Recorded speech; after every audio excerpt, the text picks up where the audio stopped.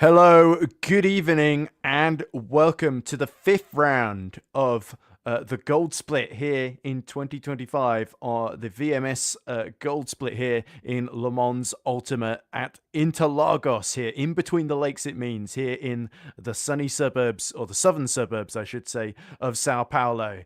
My name is Edward Hunter. Alongside me is Sverre Coleman, aka Stevie, and Ahmet, of course. Bring you a fantastic broadcast. As you can see here, it's a very, very short circuit compared to the tracks we normally use. Interlagos with a very fast first and final sector and a twisty infield in Sector 2. Plenty of elevation as well. I believe the Formula One Grand Prix is just finishing at the moment here, so audience will be quite low at the present moment, I suspect, until it finishes, Stevie. But yeah, this is a penultimate round of the championship, and there is our duty-free championship leader, Jaco Matrese, as a duty-free qualifying is very much in progress. And this is going to be a really, really pivotal round in deciding this championship. I believe everybody gets one drop round, so we will this is going to set the stage for the finale in Spa. But at the moment, Jaco Matrese having DNF from pole position in Sebring after a dramatic start. He is 6 points behind Alexandre Lay in the Lexus going into this one here. So this could be absolutely pivotal in terms of Matrese trying in one last attempt to get on top before the finale. Yeah, as you say, Matrese was in a comfortable lead of the championship after winning both Fuji and Qatar. But his DNF and Sebring on the opening lap, I think it was, very costly indeed. So he's now 6 points behind Alexander Lee, and Valentin Barrier is only 1 point behind him as well. So it's very, very close in the LMGT3 championship between the top three drivers. Now, interestingly, the top five are yet to announce a drop round for them. We have seen multiple drop rounds already, like in the other splits of VMS, the silver and the plat and the bronze, but not in the gold at all, basically. So it's very, very difficult to say, even after today, who is competing for the championship here tonight. Matteo De Buono in P4 is a long way back. He's 31 points behind on Alexander Lay, but he did score 0 points in Fuji, so he could potentially use that 0 points round as a drop round, which means that he closes that gap once again, just a little bit compared to Alexander Lee, Matrese and Barrier. So don't count him out just yet either. So it's going to be very interesting coming into Spa to see where everyone ends up. Absolutely, there's a road on board with Matrese going as wide as he can through Mugilio into Junchao, the junction, the final corner on the circuit then, and the Aston Martin VMS eSports livery number 27. Of course, it's one of the first out there, so it will be easily the fastest time, but nonetheless, Matrese has shown excellent pace in practice, and now he's going to deploy that in qualifying as expected. It has been pretty even in terms of the pole splits, hasn't it, this season, if we look at it. I think Lexus cars were on pole for the first two rounds, and then Matrese's been on pole for the previous two, hasn't he? So we are starting to see the Italian sort of just get on top of things slowly but surely. At the moment, it's an all Aston front rows. Nico Viani joins him just a 10th behind, and then Kuschik in the BMW rounds out the top three. So we're yet to see Valentin Barrier or Alexandre Lay really get a fast one on the board. There's now Kalkov goes third fastest before immediately being beaten by Eric Nonenmacher in the Ferrari. Yeah, it's been really competitive all season around, and not just in qualifying. There we go. There we go, exactly. On provisional pole now. So we're still a couple of seconds off the ultimate pace here tonight, but the first laps are being put on the board. No, it's been really, really competitive all season long in the gold split, not only in pole positions, but also in race wins. In both classes, we've had 4 different race winners in 4 races. So no driver has won 2 races this season in the gold split so far. So it's very, very close stuff. I think Matrese has, because he won Fuji and he also won Qatar. You're very right. So he's the only one. But in Hypercar, that is definitely the case. And in fact, the last 3 races in GT3 have seen different winners. So it has been very, look at that, 0.6 faster in the first sector alone. Alexandre Lay, the Lexus, is lighting up the timing screens and is absolutely flying. Although Matrese has just retaken provisional pole, 134.8, and all of a sudden, Leigh's first sector went from 6/10 ahead to 500ths down. Yep, well, this is the first laps where we see the actual really competitive lap times on the board. As we mentioned, Materazzi with a 34.8 and Barrier now in P2 with only 3/10 slower. Vianney in P3 as well with Kelsey Osborne in P4. And I think Kelsey Osborne is a new driver for today, if I'm not mistaken. Kelsey very much is new. Yeah. Ferrari has been a quite late entry to the Golds, but just these final 2 races to go. So that's impressive to be less than half a second off pole position in the first appearance in the Gold Split, which has been very, very competitive.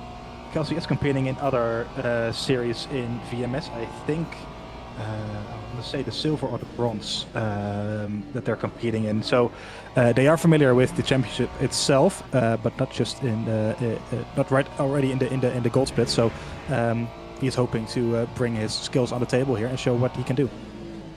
Indeed, they are. As old Valentin Kalkavol gets very, very squirrely as he goes uphill through Ferradura into, I think Ferradura, I forget what it's called, Horseshoe, that's it. Yeah, I'm trying to remember all the translation names. As uphill down the Red Raposta goes Alexander Hanna in the Lamborghini. Remember, Hanna was second in the first race of the season, but he's not had a whole lot of luck since then. Was third in Qatar, but another driver to DNF in Sebring. I think we sort of missed what happened on stream, but I think there was a collision, wasn't there? As we see, Vianney has put in another impressive lap to be best of the rest behind Matrese. And I'm going to have to very, very quickly nip off as Hanna is absolutely flying out there, but so too is Matrese and Valentin Barrier, who steals that pole position with just 3.5 minutes left to go, I think, before we see checkered flag out in GD3 then. So I'll leave you in the capable hands of Stevie, and I should be back at the tail end of Hypercar qualification before the start of the race. Yeah, we will see that back shortly, as we are indeed coming to the end of GT3 qualifying already, and Barrier is still on provisional pole position in the Lexus. And as I say, that the other Lexus of Alexander Lee goes even quicker, 3.5 quicker than his Lexus teammate, with a 34.3, so a very, very quick lap time by Alexander Lee, who is leading the championship, of course, after the DNF of Jacob Materesi last time at the Sebring. Alexander Lee got into P3 in the end there, as Alexander Hanna comes across the line as well in P4, and it's all very close there, just behind Alexander Lee. There's only a couple of hundreds of seconds between Barrier and Alexander Hanna, so very, very close stuff between those drivers. Ayrton Menisha in P5. So for those of you who watched the Platinum Split 1 week ago, Ayrton Menisha actually got on in P5 as well there, making his debut in Platinum Split. So now he is back in the Gold as well, putting on a good performance so far, 5/10 down on Alexander Lee in P5. Hanna, though, is going very quick in that Lamborghini Huracan. It's a purple Sector 1, climbing over the curb there, sliding around and trying to get on the power as quick as he can. If you haven't already, by the way, the YouTube chat has once again a vote going on who you think will take pole position here tonight. So, of course, as always, feel free to fill that one in, and we'll see if it actually comes to fruition, what you guys think will be the result over here. Alexander Hanna here coming to the end of his lap, as Manisha has gone second quickest, 2/10 down, so great performance by him. It's a green Sector 2 for Alexander Hanna, 2/10 down as well, so this could put him up into P2, P3. And then the final sector, which is pretty much just a straight with a couple of turns there, but it's really just a single straight. From P5 he goes to second place. There we go, within 2/10 of a second of Alexander Lee. Very quick lap by Alexander Hanna, who takes second place here, with Barrier now in P4, Materesi in P5, Vianney still in P6, Kalkov in P7, Di Bueno P8, Kapsic in P9, and Kelsey Osborne in P10. Well, it was P10, and now actually Neto has gone 9th quickest here. Alexander Lee seems to be on pole position here, and as I say, that Ayrton Menisha on his final lap here and qualifying is purple Sector 1. That's very, very quick. 10th up, but I think he's got track limits there, because I don't see a Sector 2 time. And he is hopping into the pit lane as well. So he was on for a potential professional pole position there, but he failed to keep it within the white lines. Alexander Hanna, though, once again a purple sector 2, but it was sector 2 where he lost most of the time last time around. As the clock is now, well, technically is down to 0 for the GT3 field. Of course, there are still 15 minutes on the clock, but the final 10 minutes are for the hypercar field. So now these guys have about 5 minutes to round up their laps. Let's say yellow sector 2 there, so not quicker than he already is in P2. So I wouldn't be surprised to see him hop into the pit lane here momentarily. He is finishing it up though, I think. Yep. Alexander Hanna currently in second. I think he remains in second. Luke Edison now in 16th, 1.6 seconds down of original pole, but it's looking quick this time around. From 16th, he moves himself up into P15, so that's a place up with Kenton now in P16. And that is your LM GT3 qualifying done. So it is Alexander Lee, the championship leader, on pole position here by over 2.5 tenths of a second with Hanna in P2. Ayrton Manisha, after a great result at the Platinum Split, now back in P3 in qualifying, 3 tenths down, and barrier in P4. Materesi, second place in the championship in P5, so a bit disappointing for him, I would imagine. Vianney in P6, Di Buono P7, Kaukov in P8, Neto in P9, Kaspercic in P10. So the final top 10 places, just over a second behind Alexander Lee. So very close once again, the top 10 here. With Perot P11, Kelsey Osborne on the debut in P12, Nonemaker in P13, Thomas P14, Edison P15, and Kenton rounding up the grid in P16 for LMGT3. And if I take a look at the pole, it was I think it was an equal between Lee and another driver. So technically you guys got it right. So great job back at home. As we take a look at the hypercar standings for the gold split, once again, it's very, very close here in the hypercar. The top 5 is within a race win, so within 25 points, all the way down to Mattia de Campo on 39 points. But it is Johannes Pryce in P1 in the Peugeot, surprisingly, on 62 points. And he's leading Leonardo Passoni in P2 on 57 points in the first of the Ferraris. Matteo Bassan in P3, Michael Beltram in P4. Mattia de Campo, as I said, in P5, the latest driver to be within a race win of Johannes Pryce. Bernard Geitz in P6, the second Peugeot, with Lucas Kreutzer, the BMW driver, in P7. Niklas Ulrich in P8 with Moritz Ulrich in P9. No relation between the two, but the same surname for those two. And Adam Seplar in P10 after scoring 10 points on, I think that was his, he scored 10 points in Fuji, and he didn't compete in the 3 rounds following that. So one great result for him, put him up right up there in the championship, surprisingly. But it's, still anyone's to win pretty much between the top 5 drivers, with Johannes Pryce pretty much the main favorite here. Of course, same with Passoni, only 5 points behind.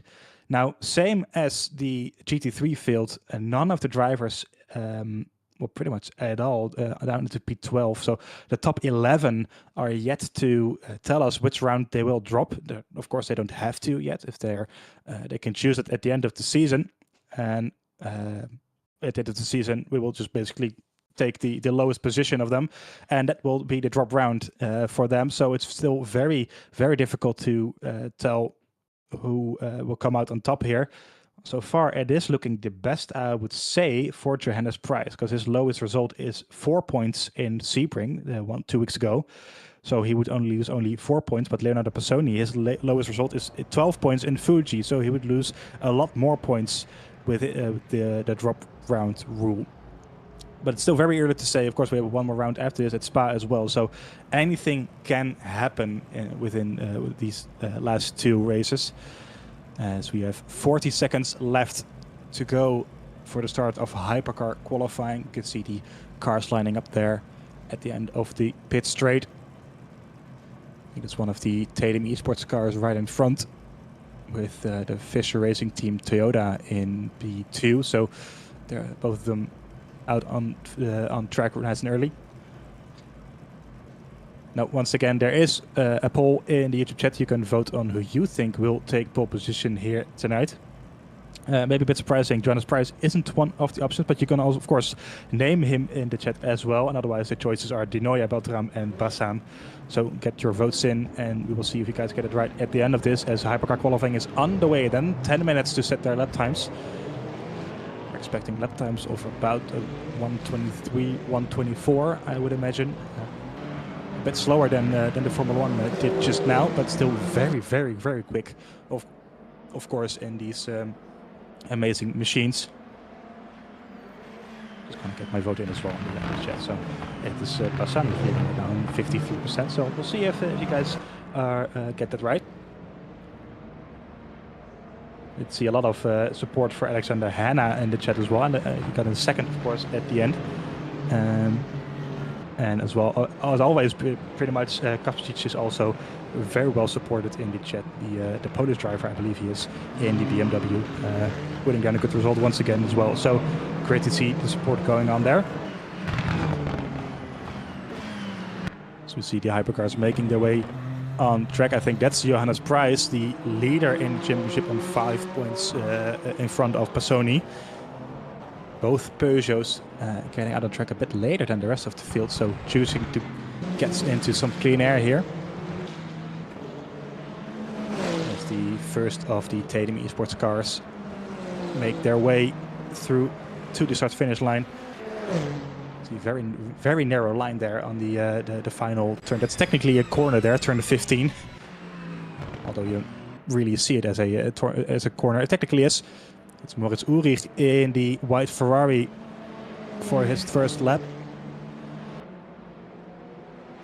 Of course, Ferrari won the real-life WEC Championship yesterday as well. So let's see if the Ferrari brings the same type of performance in this game as well. You would kind of think so, maybe. But let's see if the drivers can get the most out of it. It's a good Sector 1 though, 22.4. So, of course, it's purple in being the first one out on track. But it's a quick Sector 1. Nonetheless, making his way through Sector 2, very technical sector, very medium speed pretty much, which is a bit of the most trickiest corners out there. Very easy to lose the rear in multiple of these with the non-ABS pretty much. Of course, these cars don't have ABS compared to the GT3 cars, so you have to be extra careful there.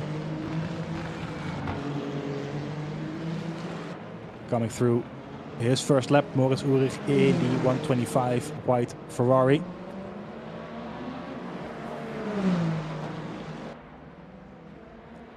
It's going to be a very narrow line there on the inside, and it's a 23.5, so out of the box a very, very quick lap time by Ulrich, and Passoni goes even quicker to a 23.3. So I would imagine that we're going to see some lap times into the 21s potentially later on here. Very quick out of the box for Passoni, Ulrich, and Rick van Aarle going third quickest in, I think he's driving the Cadillac V Series, the American muscle car, and it's the second Ulrich in P4, the Rezzo in P5, that is now P6, as Bassan goes third quickest as well. Matteo Bassan now down into P4, as Beltram goes third quickest, so a lot of lap times on the board now. As the Noya in the second Cadillac goes fifth quickest. It's Passoni setting the early pace here with a 23.3. So the current second place in the championship, setting down the early pace. Johannes Price, the leader now, goes second quickest in the Peugeot, only 2/10 behind.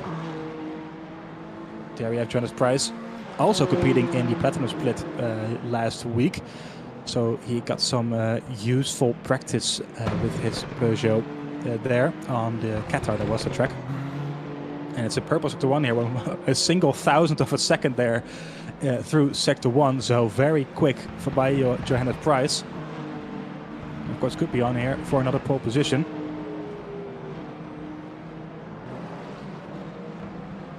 Coming through Sector 2, it's looking nice and tidy. There's another Peugeot just up ahead.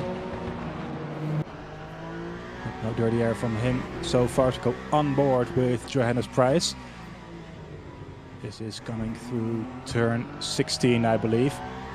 Turn 10, apologies. This is turn 11, and then up to turn 12, the final real corner on this track. It's a purple Sector 2 as well, so it's looking very quick by Johannes Price in the Peugeot. coming through the final sector. Pedal to the metal. Riding the bit of a banking here onto the main straight. He's currently 6th fastest, and he goes 2nd quickest behind Brendan Guides in P1 with a 23.0. So Price within a 10th of a second, just behind Brendan Guides. Out of the blue, to be honest, putting it on provisional pole position there. There you have him. So both Peugeot teammates on 1-2 at the moment. So Peugeot showing some good pace already. Guides is just improving once again with a purple sector 1. Van Aerle in the Cadillac running a new livery, it seems. A very nice slick black and red livery. I hadn't seen that one yet, but it looks very nice indeed. But this is the man who is setting the early pace here in Interlagos. Indeed it is, Stevie. Oops, sorry. There we go. I didn't know how to... I had to let you know. I'd sort of sent you a message and I thought that was the cue to come back in there. But anyway, Brandon Guides, as you say, going another 100 faster in the first sector, 5 thousandths down in sector 2, which is not a whole lot. So this could still be a slightly quicker lap to put him a little bit more clear of our championship leader, Johannes Price. And Guides, after winning in Fuji's, not had the greatest of luck last couple of races. In fact, missed the race at Qatar, didn't he? Brendan Guides, now goes a 10th clear at the top of the standings with 3.5 minutes left to go in qualifying. So yeah, the number 7 Peugeot is flying, and it looks like the 805 of Johannes Price isn't too far behind with a Cruiser. And if I remember correctly, Cruiser is driving the BMW. BMW, that's it. Yeah, for some reason I had him in from a previous season. I remember Lucas driving the Toyota, but he did switch to BMW for this season. And yeah, he's had a lot of good performances, but unfortunately Lucas Cruiser, some of the results have not been as good as I think he would have hoped they would be. Imola, where he finished 5th, has been his best result so far this season, and he's usually... It's a good lap though. Yeah. Purple sector 1. Very, very good first sector then. Let's see if he can turn it into anything. Oh no, in fact he realises that the second sector is slower, so he slows down to give himself a bit of space to work with in front of him before he starts the next lap.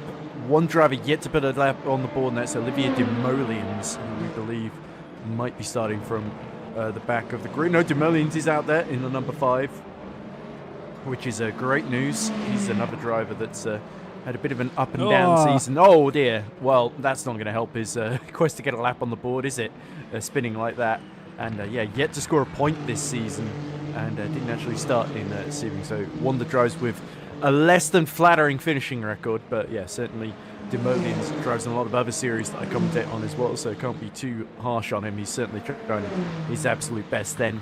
But yeah, it's interesting to me that the Peugeots have been the cars on top, because I think a lot of people expected the Cadillacs, especially Denoyer switching to the Cadillac, and then we got Rick Van Aerle in it as well. And we got Van Aerle 10th, Denoyer 6th then. So they're as we see Lucas Cruiser getting it very wrong into the barrier on the exit of Ferradura there into turn 5. So that's that done then, as Denoyer starts another run with 90 seconds left on the clock. Nobody really looks like getting anywhere near Guides and Price at the moment. Lucas Cruiser is the only one who's within about a 10th of either of them. Yeah, it's very much looking like the Peugeots are the pace setters here in Interlagos. As we just saw Cruiser going wide there, it's the same corner as Giuseppe Denoyer went wide as well in the Cadillac. So Cruiser, he seemingly has a lot of pace in that BMW, I think, but it's just a bit too difficult for him to get the lap nailed down the same way that Brendan Guides and Lucas Price done. And saying that, Passoni now going 2nd quickest, and I think that is the Ferrari that he is driving. There we go, Tatum eSports Ferrari in 2nd place at the moment. So the 2nd place in the championship is putting his car ahead of the championship leader. So that could be big for the start of the race. Yeah, Passoni was one of those, the highest of those to pit in Sebring in 4th position, and he goes 9 thousandths faster in the first sector. But can he carry that speed for that lap? We've seen a lot of really quick sector 1s, and then the minute they get on the straight, the brakes at the end of Rederaposta into Interlagos, which is turn 3, suddenly that's when the lap time can start to ebb away, especially in the middle sector. It can be a little bit tricky then. Down through the left-hander of Pinjarino and towards Bico de Pato, the Duck's Bill, the right-hander. Let's see, it's all looking neat and tidy so far. You can see the under tray at the front just sparking as it hits the ground at high speed then. Almost like a titanium skid plate essentially.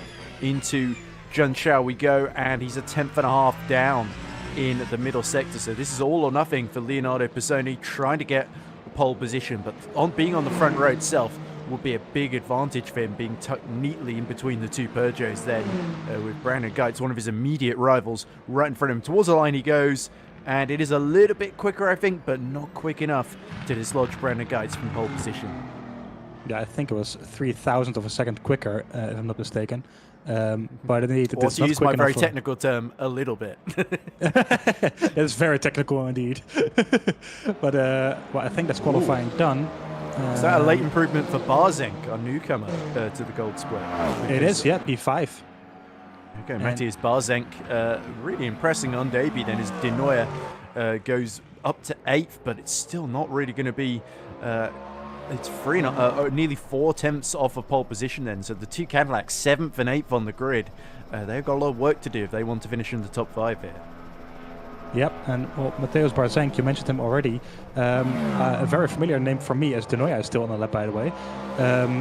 Barzenk is the championship leader in the silver split, actually on 10 points ahead of Paul Poix.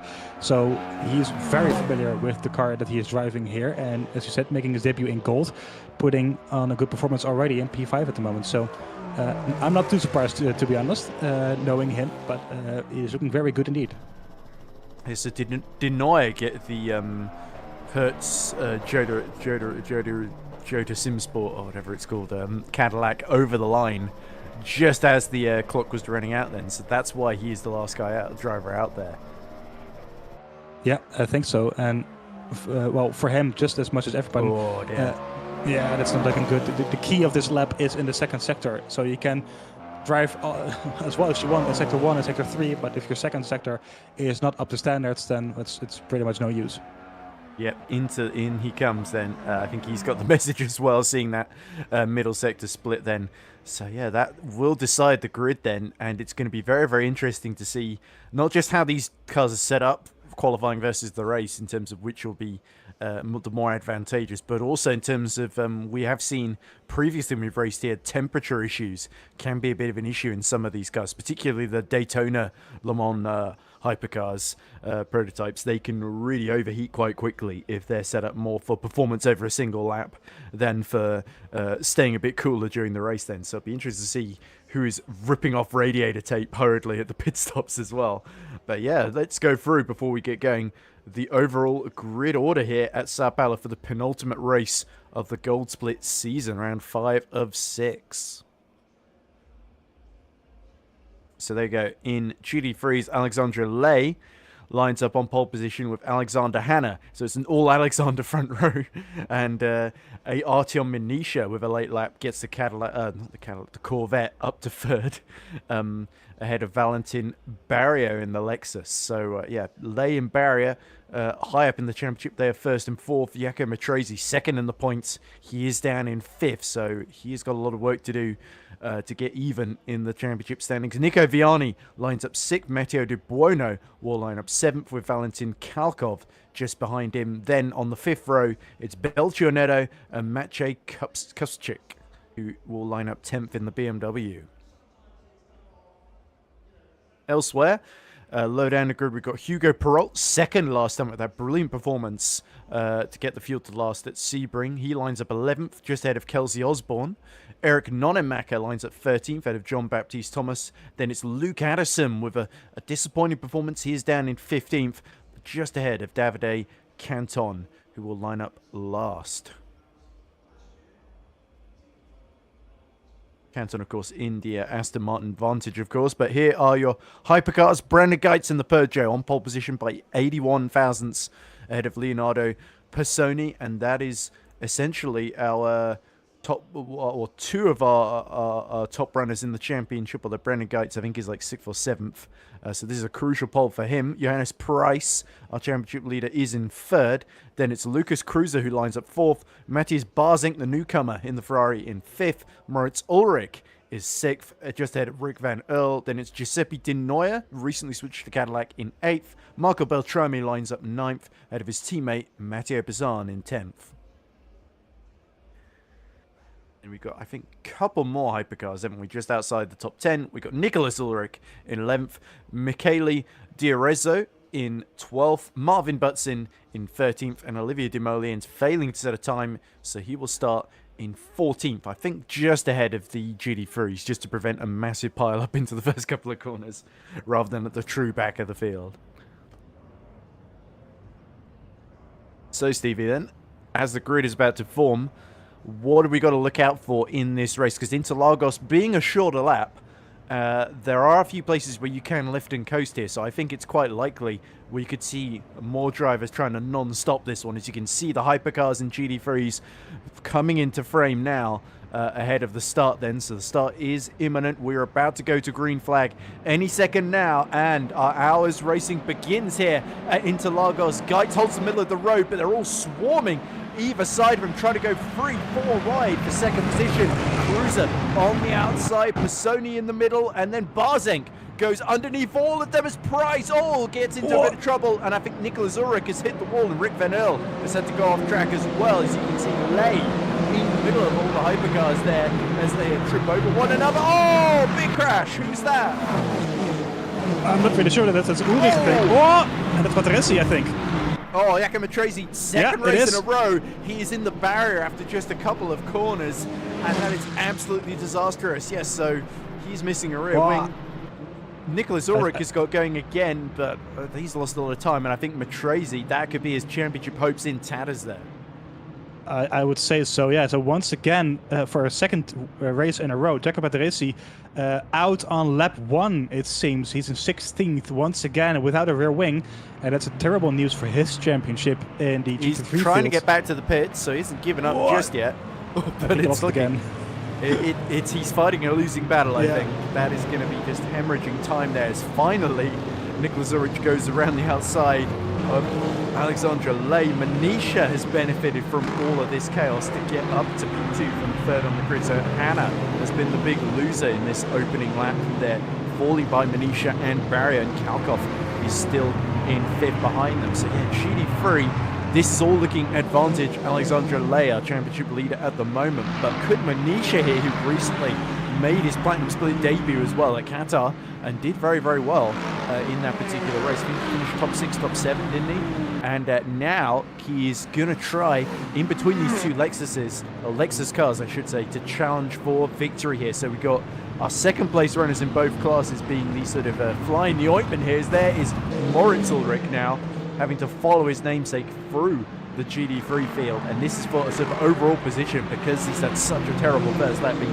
hit into the barriers there. Didn't see if I think Moritz did get a tap from either at the side or behind his car there.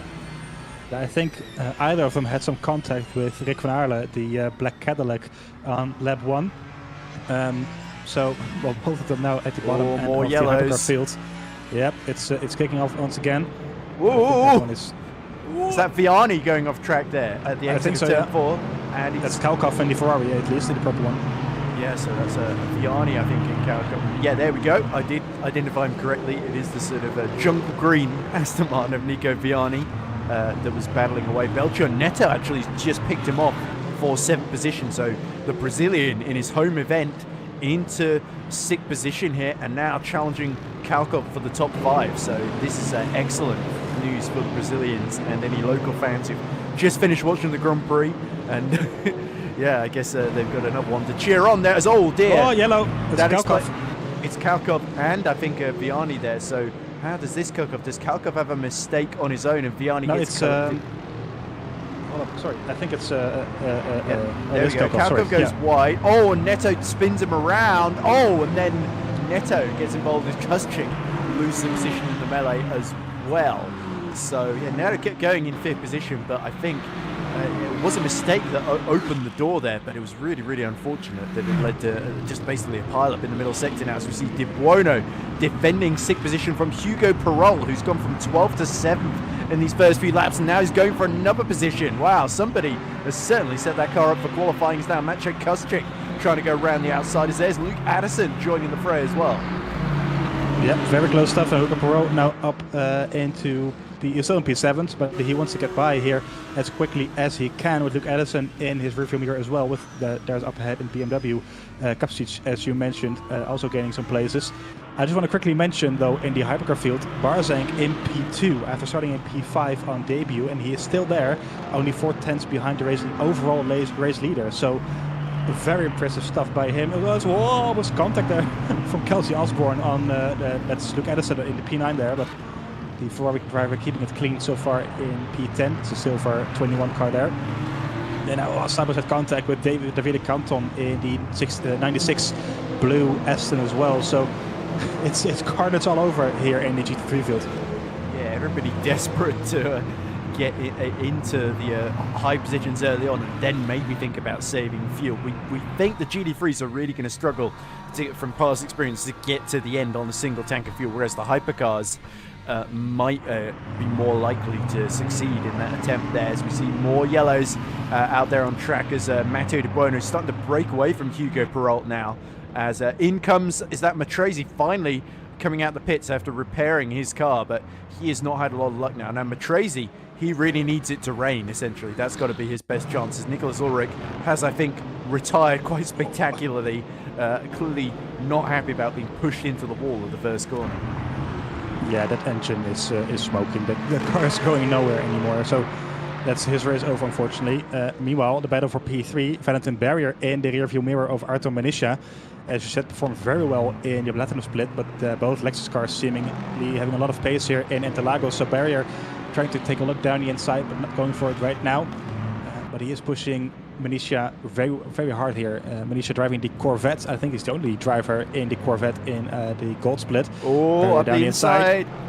And that's it. Barrier through at Ferradura there into second position. And it is a Lexus 1-2, as we saw early in the season at Imola, a race where Manisha ran third for quite a long duration of that race as well. So you can see the Corvette now struggling to keep up with Valentin Barrier, who won at Sebring last time out quite dominantly as well by about 30 seconds. So we can't rule I don't want to say inter-team, because they've sort of been independent all season, but they've ended up usually when one Lexus is doing well, the other is not far behind, isn't it? So now we could see Barrier versus Lay for the lead of the race, as Manisha now struggles to hold on to the coattails and might have to start worrying about Alexander Hanna behind it. The tail lights on these GT3s starting to flash a lot, and I wonder what that means, Stevie. Does that mean that they are saving fuel and energy? Because it doesn't look like it started raining, so I assume that's a sort of lift and coast warning.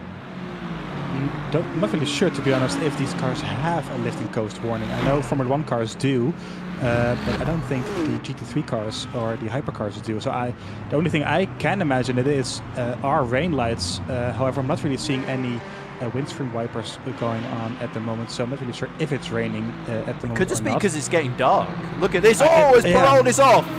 Oh dear, Perrault goes off at the exit of the centre. No, it's Canton, sorry. They've both got black and blue cars. But yeah, Davide Canton has a huge moment that he's able to save. That's exactly where in real life Formula 1 in the sprint race yesterday, everybody went off at that corner when it started raining, including Oscar Piastri, of course. So I think Max Verstappen had a massive save there.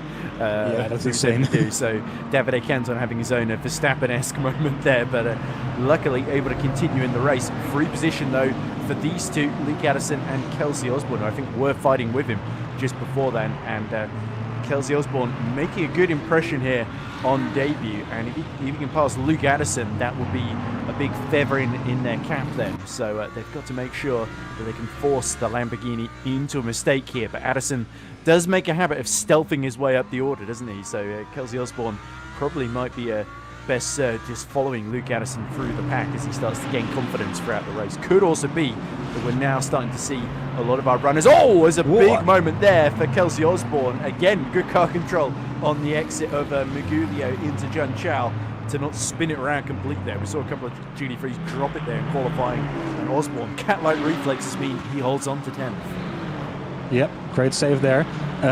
Something I've noticed is that Johannes Price is out of the top 5 in hypercar, so I'm curious to see what happens. I think he's right there in P6. So behind Dinoya.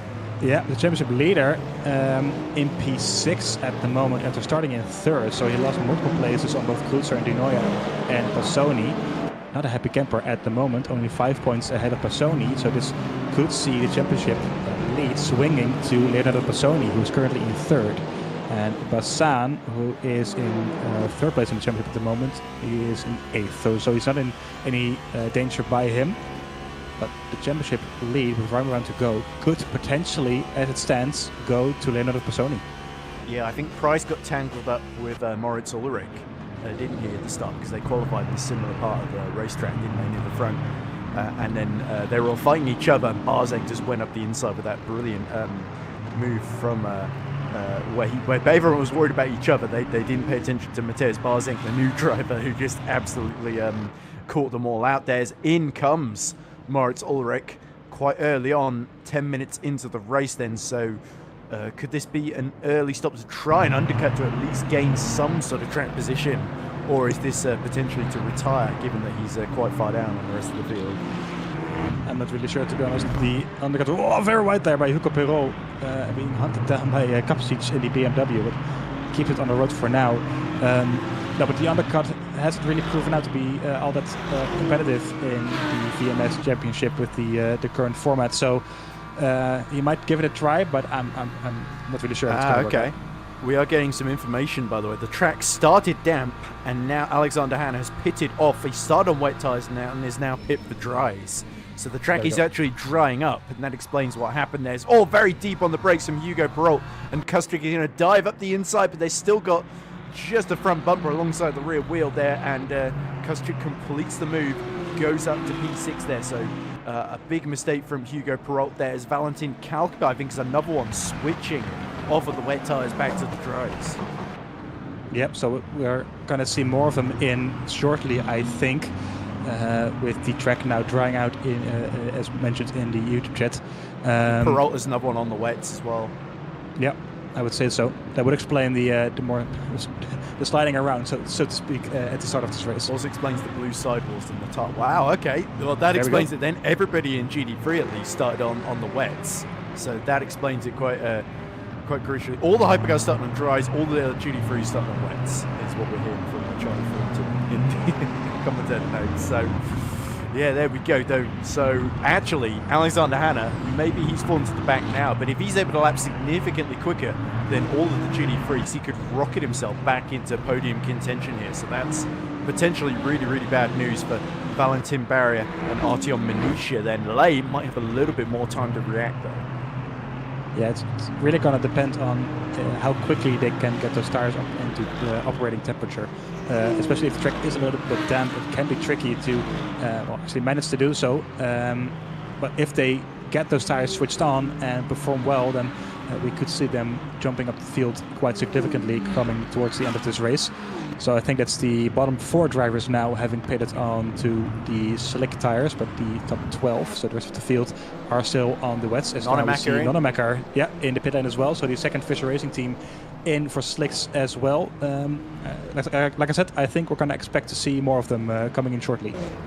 Yeah, Davide Canton follows him in. So especially drivers a bit lower down in GT3, they're sort of saying, may as well cut our losses and get our pit stop out the way. They may also even decide to take on a bit of fuel at this early phase, knowing that it's a track where if you lift in case you can go all the way to the end potentially. In GT3 it's very, very marginal doing that, and so without having an early pit stop. So there is a bit of strategy to this as well. You could try and just put the dries on and not change the fuel level, just to try and maximize the amount of time you gain with the undercut here. But yeah, others might be thinking a bit more long-term strategically here and try to just ensure they don't have to make another pit stop quite at the end. As we see Passoni now having to negotiate the GT3 traffic. They're all on the wets as well, so they're starting to run out of grip. They're all starting to overheat now as the track transitions into bone dry territory then. And Passoni Barzenk and Geitz are top 3 negotiating the pack. Then there's the blue squad of is that Perrault still struggling on the wet tyres then, so yet to come into the pit lane. But yeah, this is Interlagos is always one of the more nervy ones when you're in a pack and you have to lap everybody for the first time, because if you really bunch together so closely, you can get a great slipstream down the straight, and that's exactly what Giuseppe Di Noia in the Cadillac is doing to Pisoni, and he steals third position on the podium, locks up into the first corner, and that's going to allow Pisoni back around the outside, but Di Noia, just drifts it in, and now Lucas Cruiser looks to take advantage of that as Pisoni is delayed as they go through Curva de Sol.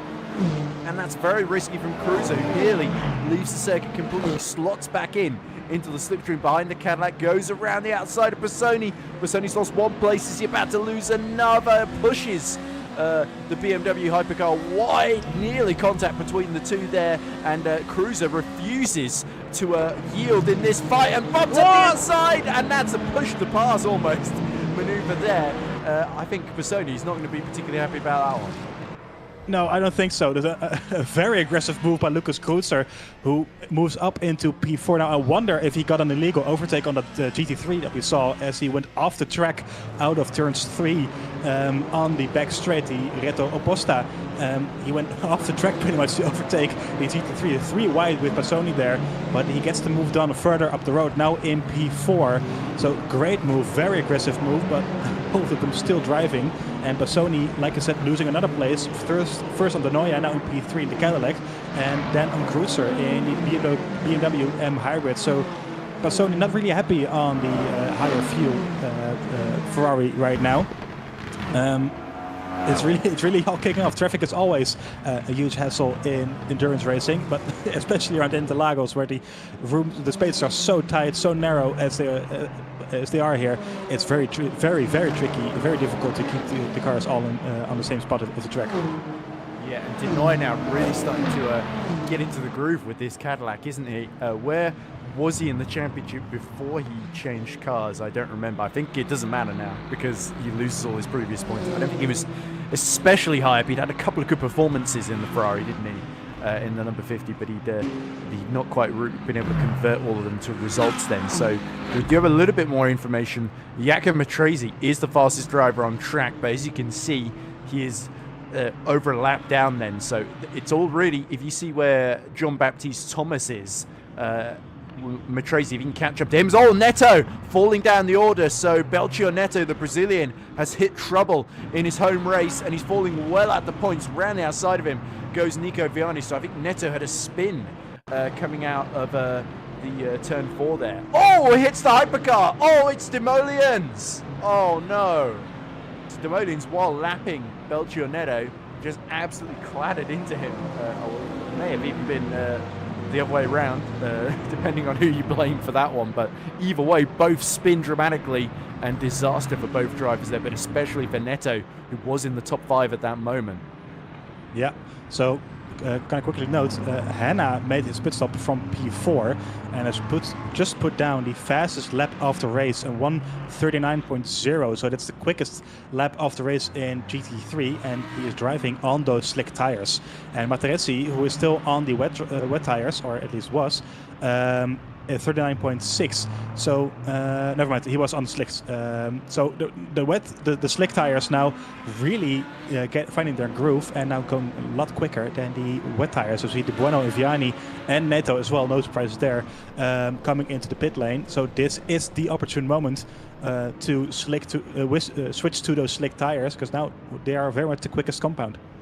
Yeah, I think those staying out on the wets, it's sort of, there's the fact that they've got the lead means that they sort of think they have a bit more time to react. There's also the sense of if the weather changes back again, they don't want to have to make extra pit stops. But at the same time, they will just start to really hemorrhage time now to those that are on the slicks. So Hanna should quite comfortably pass all 3 of those that have just stopped then. He's gone from being about 32 seconds off the back of the pack to 27 seconds. So he's gained in the last couple of laps about 5 seconds then. We've got 40 minutes left on the clock then. So staying out on wets, in a way, it is the sort of, you'd think mentally, the safer option just if the weather is changeable. But at the moment, it's more risky to stay out than to just put the dries on. Yeah, as Hanna goes quicker still at 38.0 now, so a second quicker compared to his last fastest lap. So he's Hanna got lots of clear air as well. Yeah, but Alexander Hanna back up into P8. He is really showing some good pace here, and the top runners of this split here at GT3, well, we kind of have to worry now about keeping whether or not they're going to keep those wets on the car or not, or when they're going to change to the slicks. And we've also just missed a move for second in hypercar. Giuseppe Di Noia in the Cadillac breezing past Mateusz Barzeng. There he is then. Barzeng falling into the clutches of Lucas Cruiser now as well. So here's what happened. So right outside the move has already been made 4. as they go around Neto then. So yeah, it's already happened a bit earlier in the lap into the center S, I believe. Oh, there we go. Di Noia's got through, clatters into the side of Vianney, I think, in the GT3 Aston. Yeah, I think this might be live footage then of Cruiser trying to chase down Barzeng for P3. But yeah, Mateusz Barzeng isn't exactly being dropped by Di Noia just yet. But yeah, you've got to think with Di Noia rising and rising up the order, Brandon Geitz might be looking a bit worried here. Yeah, I think Geitz, he already lost a second and a half, I think, to Di Noia, who's really found some pace in that Cadillac after a disappointing qualifying session. Meanwhile, Mateusz Barzeng is being hunted down by the rest of the field. You can see multiple hypercars in his rearview mirror. So the driver making his debut here tonight in the Gold Split, seemingly losing a bit of pace compared to the other cars as they're making their way through the traffic as well. And all the way there you can see the Peugeot of Johannes Price, the championship leader, who is still in P7, I think that is. So he has not made up that much ground either, following a disappointing start. Or close once again between the traffic. And this is a good move potentially by Geitz, who is gaining some time now on Matteo Bassan. It's Price, isn't it? That's behind, not Geitz. Geitz is the one up front. Apologies, yeah, Price, yeah, sorry. We're mixing up our Peugeots again. Always happens. Oh, look at this. Matteo De Bruyne, he's been going side by side with Nonomac a couple of laps, both of them on the dries, of course. Nonomac going around the outside, but through Pinarino, it is De Bruyne that holds on in the Birdie Placet's pink, black and blue car there. And there we go. Matteo De Bruyne holds on to what is currently 10th position, but it's second of those that are pit behind Alexander Hanna, isn't it? As we now cut back to Addison and Osborne fighting over P6, and there is Hanna, only about 10 seconds ahead of Kalkop, I think is actually the one that's second of those pit, isn't he? As we see, here we go, another attempt from Osborne on Addison here. Addison is looking like he's having to get defensive against Kelsey Osborne here, which is probably not part of his game plan as well. But in the big picture, all these drivers in the top 7 or so are all just chewing through these wet tires on a bone-dry track, and they're just losing time. They're almost certainly going to get massively undercut unless they have some crazy fuel strategy. Well, by using the wets, going slow, they're saving fuel that way. I don't know. But here comes Cruiser. Now it's his turn to have a piece of Mateusz Barzeng around the outside, his favourite smash and pass place. Price around the outside as well. In the background, we saw Price going around the outside in the same corner. Really sure if he got it done. Whoa, still side by side. It in the middle sector. Here he goes. He's got the inside, but he's got Hanna in the way. They're going to have to go 3 wide on exit here unless there's going to be contact then. Oh, Johannes Price judges that beautifully to overtake Matteo Bazan for P6 there. So yeah, Price, there was not a lot of room to maneuver, and the Peugeot was inch perfect there. Yep, great move by Johannes Price, and finally up into P6 here, getting the move done. Oh, they're all pitting in GT3. Yep, gonna say all everybody of them are pitting except for Lay. Yep, so the leader is staying out here. That could be very costly for him. He did have a 3-second gap to a barrier before he pit there. So barrier will be the big one to look out for. Where, though, is Alexander Hanna then coming down the main straight? Where's he going to be relative to a barrier and Manisha here? That's a big question. I think he's going to gain some places here. He's up at P4 already. P3. There's Barrier. Barrier's coming out the pits now, so Hanna is up to P2 at least. Potentially, he could even undercut Lay for the lead because Lay has stayed out the extra lap. Yep, there's Barrier, so he's over 2 seconds behind Alexander Hanna there in the Lamborghini. So a giga strategy by Alexander Hanna, who is only now 40 seconds behind the race leader Alexander Lee, but he is yet to make a switch to the slick tire. So Hanna gaining loads of time, putting down a lot of fastest laps in the meantime, and he's up into P2 and potentially up into the race lead. Yes, but you say potentially because did Alexander Hanna put enough fuel to get to the end when he made that stop for slicks, or is he trying to maximize that undercut? He's got that 5-second gap to barrier, so certainly his pace on track could explain that, as now Lay finally makes it to the pit lane. He has seen that he's the only one on wet tyres in the entire field, and even though he's in the lead of the race by over 30 seconds, that could disappear in a heartbeat then. So this is going to be close. Can Alexander Hanna get into the lead of the race? I think he can. It's looking very good for him indeed. And well, I think given the amount of time he had left when he made his pit stop, I think he would have fueled up to go until the end. So I don't think Alexander Hanna has to make another pit stop today. We're going to have to find out, of course, eventually. But I think this is Alexander Hanna taking the lead in a few moments' time, whereas Alexander Lee is still in the pit lane. He's out of the pit lane now. So actually, he might just stay ahead. It's going to be close coming out. I think actually he has got the gap then. So Hanna, even with his pace, Lay was so quick even on the wets that he's got this gap now, but just under 3 seconds then. But of course, Lay, he's got to warm up these tyres quickly then if he wants to hold on to the lead, because Hanna is absolutely flying right now. He is only 2 seconds behind, so Lay has to get these tyres up, up the look at temperature that. quick. I think I saw a few drops of rain. So he says it started raining again, potentially. But it might just be a little bit of a glitch on my end as it's getting very dark. I'm seeing a couple of drops. Well, I don't see any wipers yet, so we'll see. Kalkov and Manisha fighting over 4th position now as well. So Manisha is in danger. Now he's fallen off the podium, maybe even falling out the top 4 here as well. So this strategy's not worked, I think, as he would hoped it would in the early phases. Yep, it's the fight's all over the GT3 field at the moment. Only 3/10 between Lee and Hanna. There we go. And 3/10 between Kalkov and Manisha. So it's very close between those drivers. And there in the background we see Manisha defending against the purple Ferrari, who is trying to go down the inside potentially. No, doesn't do it this way. Oh, here he comes. There you go. Yeah. There, Hanna takes the lead then. So through the junction, Lay still got cold tyres, but now he might get revenge now the Lexus. You can see the tyres a bit warmer than they were when they immediately left the pit lane now. So he's got to stay in the slipstream and hope that the speed of the Lexus can be, he can take advantage of it here. But Alexander Hanna, at the moment, 33 minutes left to go. He is now fighting for what would be his first win in the gold split and his first win of the season, and it couldn't have come at a better time now. But for Lay, this is the fly in the ointment he didn't need for his championship hopes here. But he still, second place would be great, but first would be even better, of course, as we see Nico Viani now trying to get past De Buono here. So Kalkov jumping De Buono was crucial for his race, and now we see De Buono on the defensive as we see some of the hypercars coming into the pits in the background.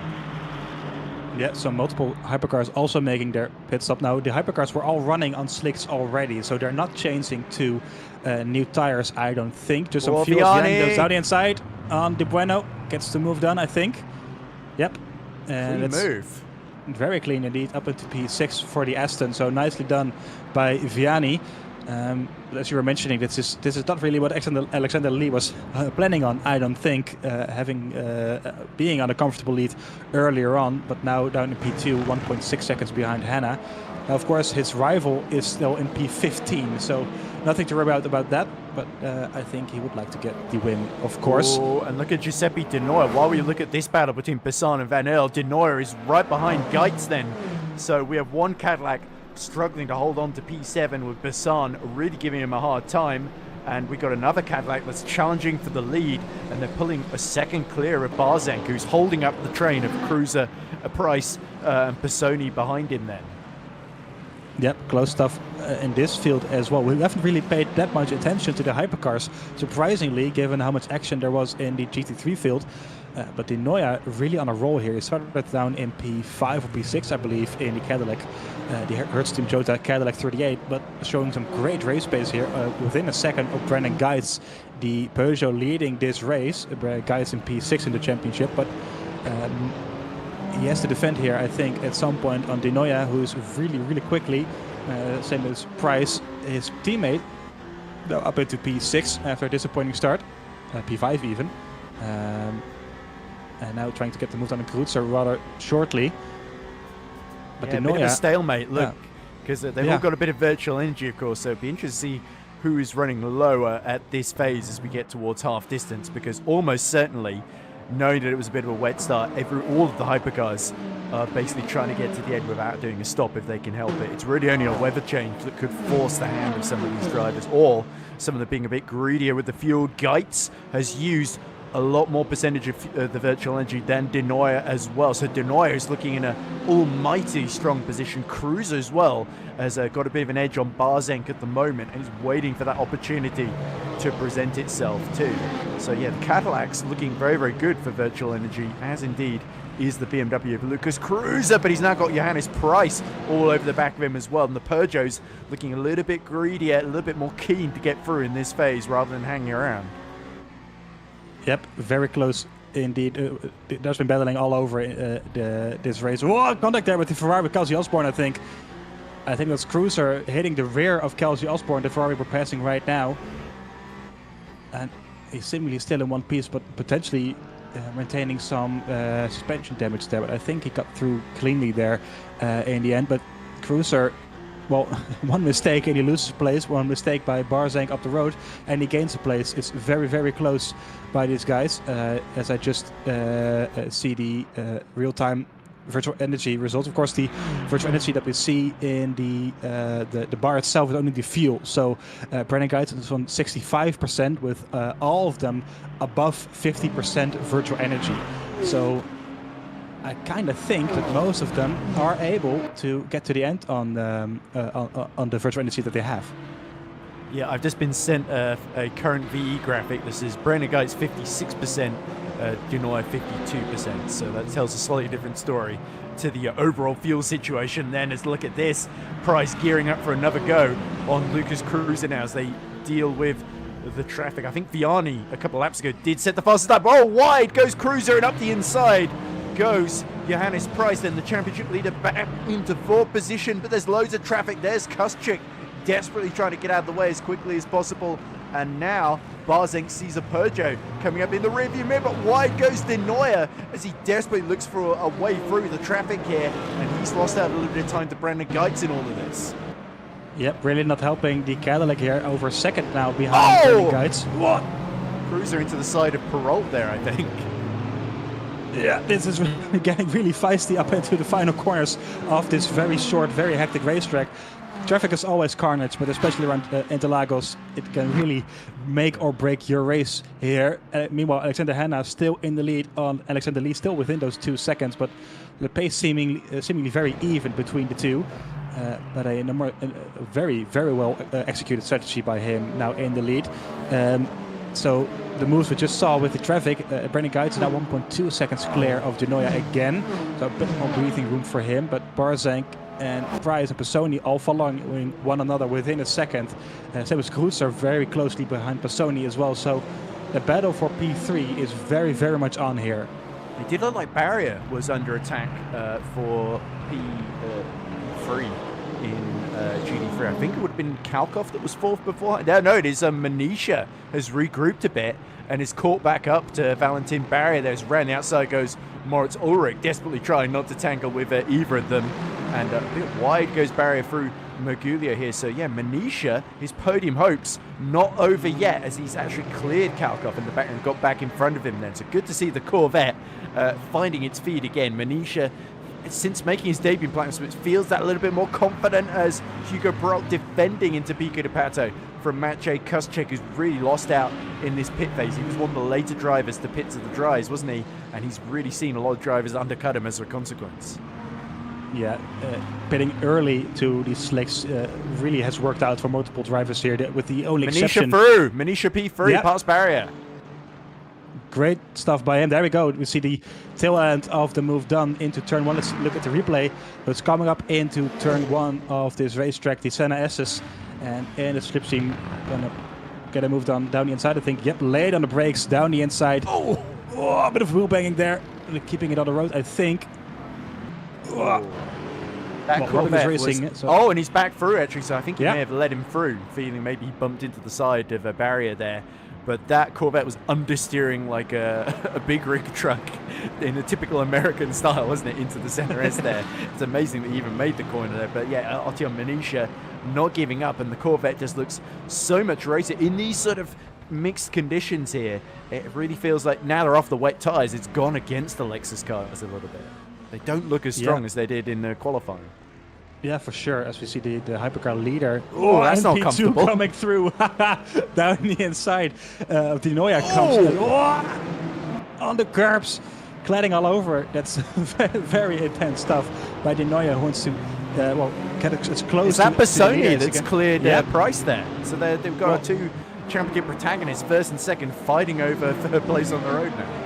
I think Price made up multiple places there on Kreutzer and Barzank, so he is up into P4, just behind Bassoni, and could get the move done for the podium here.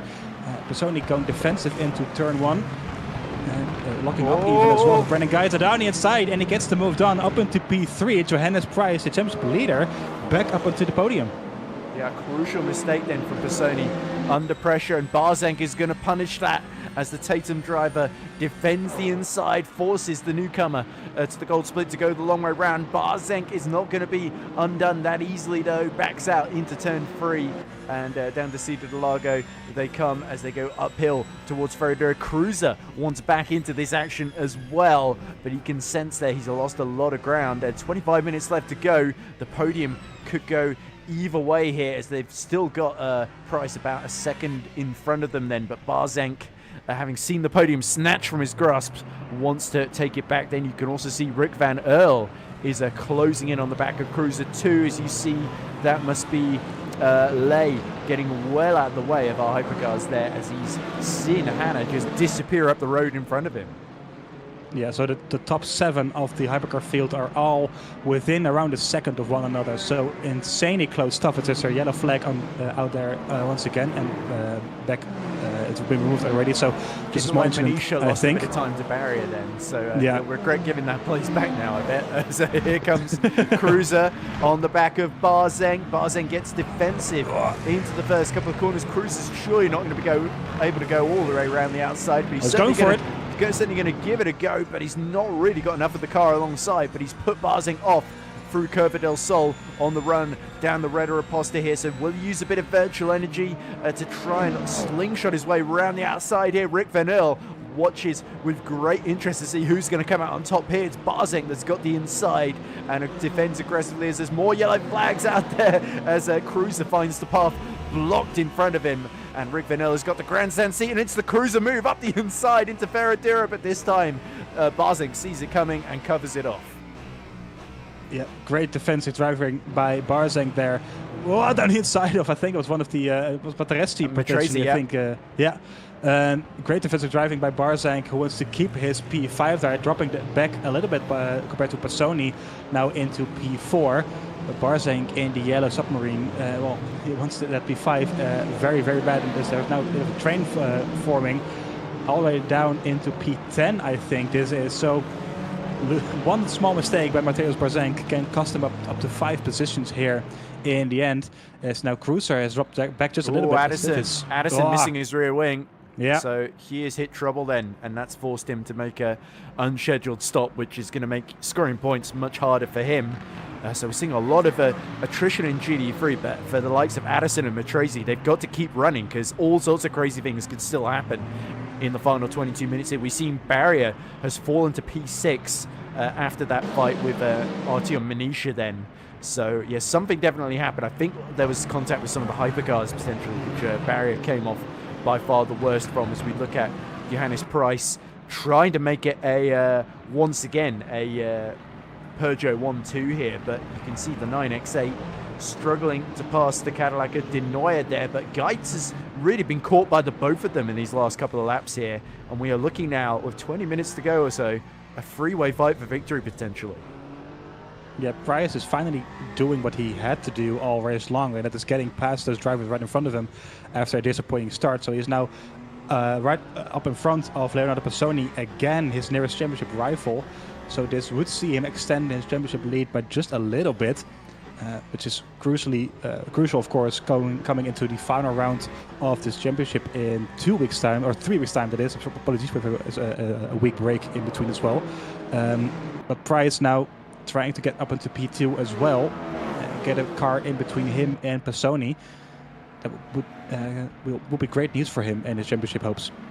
Well, he's flashing his lights at him. It's almost like a satellite blinker, the way those Peugeot headlights work there when you're trying to flash the guy in front of you. To use a turn of phrase there that sounds slightly dodgy.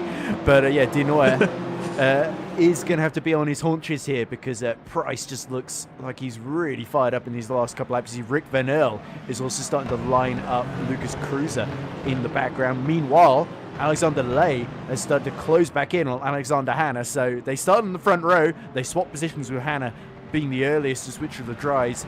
Has he now started to run out of tyres here, having pushed them so hard in that early stint to get the undercut here? Yeah, potentially. Of course, he's been on the slicks the longest of pretty much all of the GT3 cars, which made the undercut for him work very well.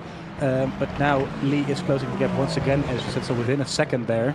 That's going to be a battle we want to watch out for nearing in these last 20 minutes of this race. Manisha is now 5 seconds back on those two, so I think his fight for the win is pretty much over at this point. Of course, anything can still happen in the last quarter of this race or the last 20 minutes of this race. But he did climb up over 4 seconds in the last 2 laps, I just heard, so he has some good pace in there. So maybe shouldn't count him out just yet. Yeah, the Corvette does seem to just really thrive when conditions are all a bit mixed up, isn't it? It tends to be just a very a car that's obviously not often the favoured one, but for those who are feeling brave, even beginners in Le Mans Ultimate, the Corvette can often treat you quite well here. And Manisha has certainly been able to get some very, very strong performances out of it. His best result this season was, of course, so far, his 5th position in Qatar. He was sadly disqualified from the last round in Sebring, although I couldn't tell you why. I think it might have something to do with collision on the first lap that dropped him out of the lead. As you can see, Ley and Hanna still 9 tenths apart, but this is Kuschik all over the back of Hugo Perrault. Kuschik, who is on a bit of a fight back from his earlier pit stop, having hit so late compared to everybody else. He's starting to run out of time if he wants to finish in the top 8 here. But yeah, Hugo Perrault, who was second in the chaos of Sebring, is he potentially trying to save fuel again at this phase, or is everybody in a sort of flat-out race to the end here? I think as we get a notification that Manisha was disqualified because of Motec rules. So the podium finishers I'm not really sure how those rules work actually. I think 5 drivers are selected at least from the race, and they have to deliver their Motec files, so we can check that they didn't actually cheat during the race. And he failed to do so apparently. So he was disqualified. He remembers to do it this time if he gets picked again. I'm sure he will. Yeah, I'm saying the podium finisher, but I'm really sure if that's the case. They haven't told me for a good reason, I think. So I think those 5 look at are. Barrier. Barrier must be really damaged because Osborne's picked him off for P11 now. So yeah, Valentin Barrier, who won so dominantly at Sebring, is having a bit of a nightmare race now after losing out with him. And there he is being lapped by the hypercar leaders there. You can see Brandon Geitz starting to pull away now from De Nooijer and Price. Price was looking like he was trying to make a move up the inside into middle sector, but not able to quite get alongside just yet, and that's let Bassoni rejoin at the back. So we've now gone from a freeway fight for victory to a freeway fight for second place now. Oh, De Nooijer's wide! Oh, and the tyres are done now. A bit of contact with Price there, so now it's all starting to kick off here, and maybe Leonardo Bassoni will just sit back and wait for these two to crash into each other so he can get into second position here. But yeah, De Nooijer is really running out of tyres, and Price smells blood in the water here. He's going to push through to get to second position if he can. Yep, once again, a single mistake can cost you big time here, as Geitz has really extended his lead at the moment, 3 seconds. So De Nooijer is holding back the rest of the field. So Brandon Geitz potentially up into P2 rather quickly there. He's taking a look down the inside once again, but he's a bit too far back at this stage. But Brandon Geitz seemingly having a lot more pace compared to the Cadillac. So the Cadillac really quick at the high fuel stages of this race earlier on, but now dropping back just a little bit. We saw the same happening to Van Aerle earlier on, where he dropped back a bit as well. But De Nooijer and the Cadillac, after climbing up into P2 at the earlier stages, now struggling a little bit, potentially on the tires, as you mentioned, but also just the Cadillac not really working on low fuel compared to the Peugeot down the inside again. Oh, there's contact! Oh! Well, I said it, didn't I? All Pisoni had to do was wait for them to crash into each other, and that's exactly what, unfortunately, Johannes Pryce has done. Pisoni slots his way through, and now Pisoni will get a go himself. He's one place forward in the queue to attack De Nooijer for P2 there, so... Oh, and we're also hearing that Manisha is rapidly catching the lead battle in GD3 then, so freeway fight for second position and a freeway fight for the lead in GD3 heating up here, so this could be a really exciting climax to this 1 hour race in Brazil. Yeah, so both classes having a battle going on for those podium positions. The top 3 in LMGT3 covered by 3.5 seconds only, and well, the same can be said for our hypercar as well. So this could go any other way. Yeah, Cruiser lining up Barzenk in the background as De Nooijer locks up trying to lap. Perol goes well off into the runoff. Surely he's going to have to give up that position as he nearly cuts into the Pisoni and Pryce there. So there's a mistake. Position's gone, and Cruiser's still unable to pass Barzenk, but he's going to give it another go here. As you can see in the background, Kuschik takes advantage as well. Cruiser to the outside. Oh, they make side-on contact there, and Barzenk barges his way back through into 5th position. Cruiser not looking too happy with that one. Yeah, I'm curious to see if the stewards are going to have a look at the it's not over yet. Incidents. It's not over yet. Yep, Cruiser and they both pushing go over track. them off. They had to go wide to avoid Vianney there, so yeah, I think Cruiser will say, once again. Well, that was my corner, and either we did that and we both went off, or neither of us were getting into that corner. So there we go. Look at that buzzing, having to go around the outside of Valentin Kalkov there, but he's lost another position down to P6 as Van Aerle is struggling to hold on to P7 in the background. Actually, I think he's having a bit of defensive stuff from Matteo Bassan all over the back of him. So yeah, Van Aerle has sort of been in a fight to hold. Sometimes he's looked stronger and threatened to take P6, but he's really just been in P7 for most of the race. So his Cadillac has been a bit more consistent than De Nooijer's. But now De Nooijer's still holding on to P4, but look at this. Pisoni has passed Pryce for P2 then.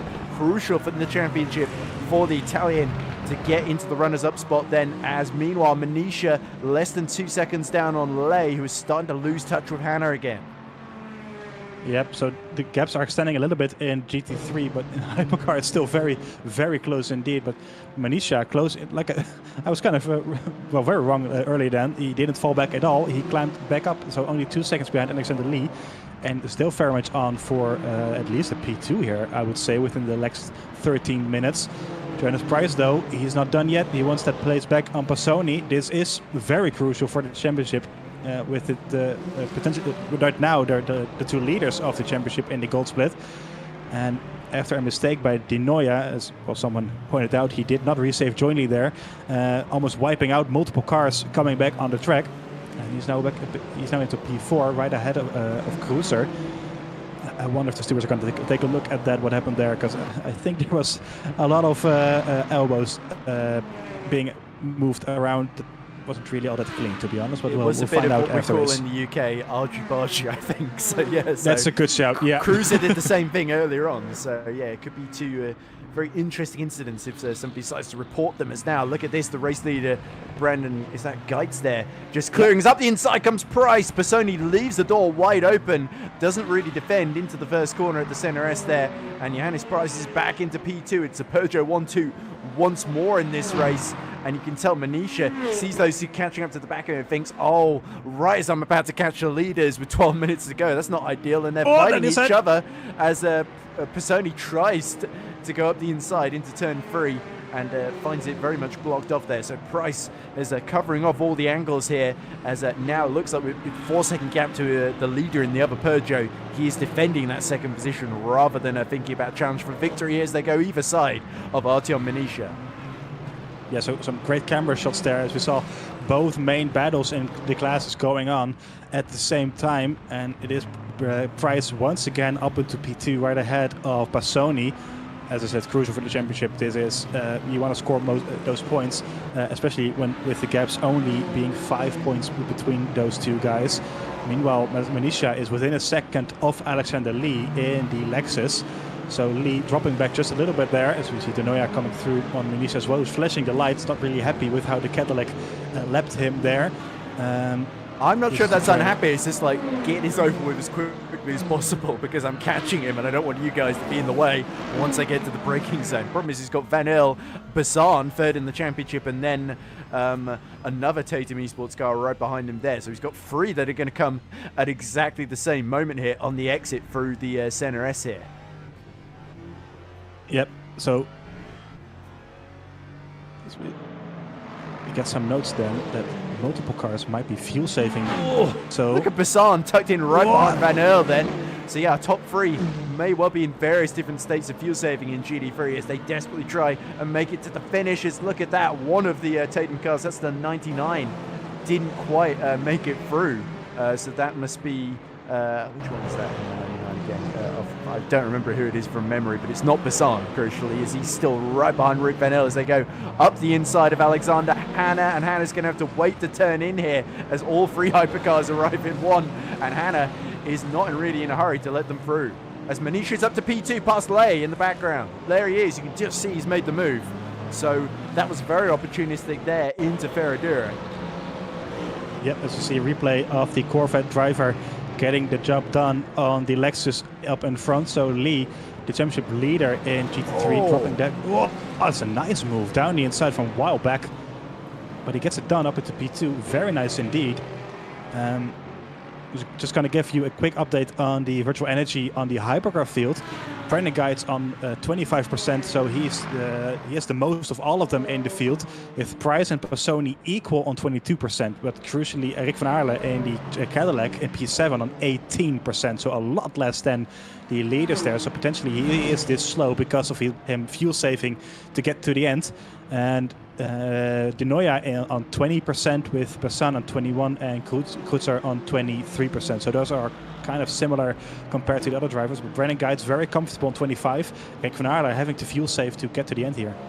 Yeah, that's sort of been the story of Rick van Aarle's season, isn't it? Great pace, but he's often left in these situations where he's not got a whole lot of virtual energy to play with because he's been a bit greedy early in the race, and that's left him with plenty of defensive driving to do. So Bassan will be eagerly taking in that, absorbing that information and trying to use it to his own benefit if he's got any virtual energy himself. Vianney now is all over the back of Nonamaka in the fight for P6, but keep your eyes on Manisha, who's pulling away from Lay and see his pace relative to Alexander Hanna. As we see yellow somewhere out on track, Nonamaka defending against Vianney, but Vianney looks a lot quicker at this phase here, and Nonamaka will really have to drive a very wide Ferrari to keep the Aston behind, but he's already up the inside as they approach Ferradura. Surely the battle is lost. Vianney through into P6.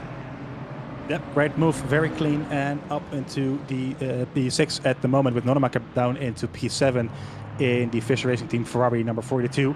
Now, a quick note I want to make on the YouTube chat, and I love this that people point this out. Cruiser is actually pronounced Kreutzer, if I'm not mistaken. Once again, please correct me if I'm wrong. But the BMW driver Kreutzer, I think, is the correct pronunciation. So that's we're going to take that with us for the remaining of this race and the next race as well. Always good to get notified on the things that we pronounce wrong, so we can learn from it. But Kreutzer going very well in P5 at the moment in the BMW, potentially coming up on Denoya for P4 here. I think he might have actually corrected me when we interviewed him after Fuji as well, and I've forgotten about it. He might have. So yeah, Kreutzer. Then Lucas. I definitely just called him Lucas, so maybe he didn't. But nonetheless, Kreutzer has driven a very, very solid race here. Could be on for a joint best result of the season in fifth, but Denoya is really struggling in these latter phases, as indeed is Rick van Aarle, with no more virtual energy really in the tank. He's got to nurse it home here as Bassan, Beltrami, and there's another Ferrari right behind them, yellow and black. Is that number 23 behind them, isn't it? So I'm trying to remember which one that is. It's there's no 23 on the sheet, so it can't be any of those. So here we go. Rick van Aarle into turn one, has got a little bit of a gap in that number 83 to prevent any attack from Matteo Bassan there. So yeah, Bassan is sort of just waiting for him to run out at this point rather than doing anything too crazy. But yeah, you sense Basan's hopes in the championship are looking. It's going to be difficult to really finish in the top 3, finishing down in a P7 in this race. Then as you see Manisha continuing to catch Hannah little by little, but he's only got 6 minutes left in the race. Hannah has done such a great job, and this is a case of, has Hannah pushed the tyres too hard, and can Manisha steal victory? Either way, it would be, I think, a 4th different winner of the season in GD3, whoever wins this one between these two, essentially. Yep, you corrected me at the start of this broadcast with we have 3 different winners in LMGT3 at the moment, with Materesi winning 2, Lee and Barry are also winning 1 race on their own. So Hannah would be the first, the 4th different winner in this championship. Same for Ayrton Manisha. Manisha, who is right now in P7 of the championship. So this would see him climb up the championship standings massively if he can get the move done on Hannah. But 5 minutes is a very short time to see that happening. So I doubt we'll see the move coming, but who knows? Anything can happen within those last couple of minutes. Meanwhile, Rick van Aarde continues to struggle. Oh, there on the inside by Kreutzer. On Di Noia for P4, that is. And he gets the move done in the BMW. Up at P4. Fantastic move. He had to break. That was a tiny gap, and it was just enough for the BMW to go through there. And yeah, there was. Denai squeezed as much as he could without putting him in the wall, essentially there. So tough but fair, as we see. Oh, look in the background. Basan is all over the back of Rick van Aarde. As we see, there's Hannah and Manisha. The gap 1.1 seconds with 5 minutes left to go here. And of course, Hannah may not only have to save tyres, but also fuel his, whereas Manisha pit a bit later on. He is looking in a really strong position here to take his first win. And after sort of losing his first podium a couple of times early in the season, how much would this mean to Manisha to finally get a win under his belt in the gold split? Because he's been threatening to do this so many times, and the opportunity is right in front of him now. Yeah, well, like you mentioned, ever since he made his platinum debut last week, well, this race he's been looking very, very quick. So a lot of confidence coming into this race, and it's showing that he can potentially race for the lead here, for a win here, with 4.5 minutes left on the clock. So it's going to be a matter of time to if he can actually is within the second now. So it's very close. I think he might just get an opportunity here in a few moments' time. Meanwhile, Rick van Aarde is struggling. He's on 9% virtual energy left. So I don't think he's going to make it, to be honest, or he's going to have to fuel save massively for the final few laps. Yeah, but it's going to lead to another classic Rick van Aarde defensive drive, though, as he keeps a whole train of faster-looking hypercars behind them. But Basan definitely senses an opportunity here as they go around the outside of the 51 Ferrari of our newcomer Osborne into Interlagos. They go again, and there is again just such a wide car that Van Aarde is having to drive here as he flashes furiously to get the GD3 traffic of Neto out of the way there. And again, the problem is the 2 Tatum cars are working together here, so Basan has not really got any threat from behind unless that yellow and black car, whose name escapes me, is able to get in this battle as well. But yeah, it looks like the number 18 can sort of take its time here, as we see there is Beltrami fending off. What number is that? It's moving too fast, I can't see it. There we go. Might get a better view at what is behind the number 99 now. It may even be a lapped car for all I know at the present moment. It's DeRezzo. There we go. No wonder I didn't recognise him. It's our new driver, DeRezzo. There we go. So Michele actually having a very, very strong debut to be right with a top group of cars here, fighting for P7 here, and he may well get it, you know, given how this race has gone so far. Here comes Basan. He's very, very close then as they go into turn 1. Will he dive out late on here? Oh, thinks about it, but very late in the day there, and Rick van Aarde is able to continue to lift and coast around here, but they're just losing so much time to the top 6 in all of this. Yeah, so all of this is working hugely in the favor of the top 6 in Hypercar, who I think are in a league of their own at this stage, with the massive gaps between Guides, Price and Passoni. Only Di Noia is still in the hunt for Kreutzer there for P4, but I think there's just not enough overspeed on that Cadillac to get it done. Also, crucially in the GT3 is that Alexander Lee look at this, up the inside! As they go either side of the 42 Kharkov, and Van Aarde is going to lose this position if he's not careful. He goes really deep into Peter Reno, bumps into the side of Matteo Passan. Is he somehow going to be able to hold on? They've got another car in front of them, and still they go side by side. Vanel, the rear wheels drifting around as he goes up the inside, and somehow he's still in P7, but round the outside, Passan keeps his foot in, and he's up to P7 with a lot of effort to make that one work. There's we see I think that's Perrault that's in the middle of the grass, so he's had a huge moment and cut about half of the racetrack there. But now Rick Venner has got to keep Beltrami behind and hold on to 8th position, because I think 7th is out of his hands now. But this is the important battle. 1 minute 20 seconds left to go, and there could be one lap after this one for Artyom Manisha to pass Alexander Hanna for the lead here. And Hanna knows if he can just block off the opportunities, Manisha will run out of time here. Yep, he just has to hold on for a couple of more corners. Manisha was sliding a little bit there on the corner entry, but it's very, very close for the race lead in LMGT3 with, I think, just one more lap to go after this, as the clock is within a minute till the end of this race. But Hanna and Manisha both haven't driven an outstanding race in the Lamborghini and the Corvette. Both not really all that common cars in the VMS Championship, but these two performing really well with them. As we see, I think that's Guides coming through in the hypercar. Oh, Hanna was not letting him through there, and you can tell Manisha is not happy about that in the slightest there. But Guides will start what should be the final lap of the race, definitely then, as we go into the final 20 seconds. So Manisha, that's actually one of Manisha's better opportunities gone because of that. So Manisha is thinking, well, I let him through. Hanna should have had to do as well as Giacomo Matrese, who was knocked out of the race essentially on the first lap, but still going. Fair play to him. Lets both of the GT3 leaders through to lap him again, and Manisha is right on the back of Hanna.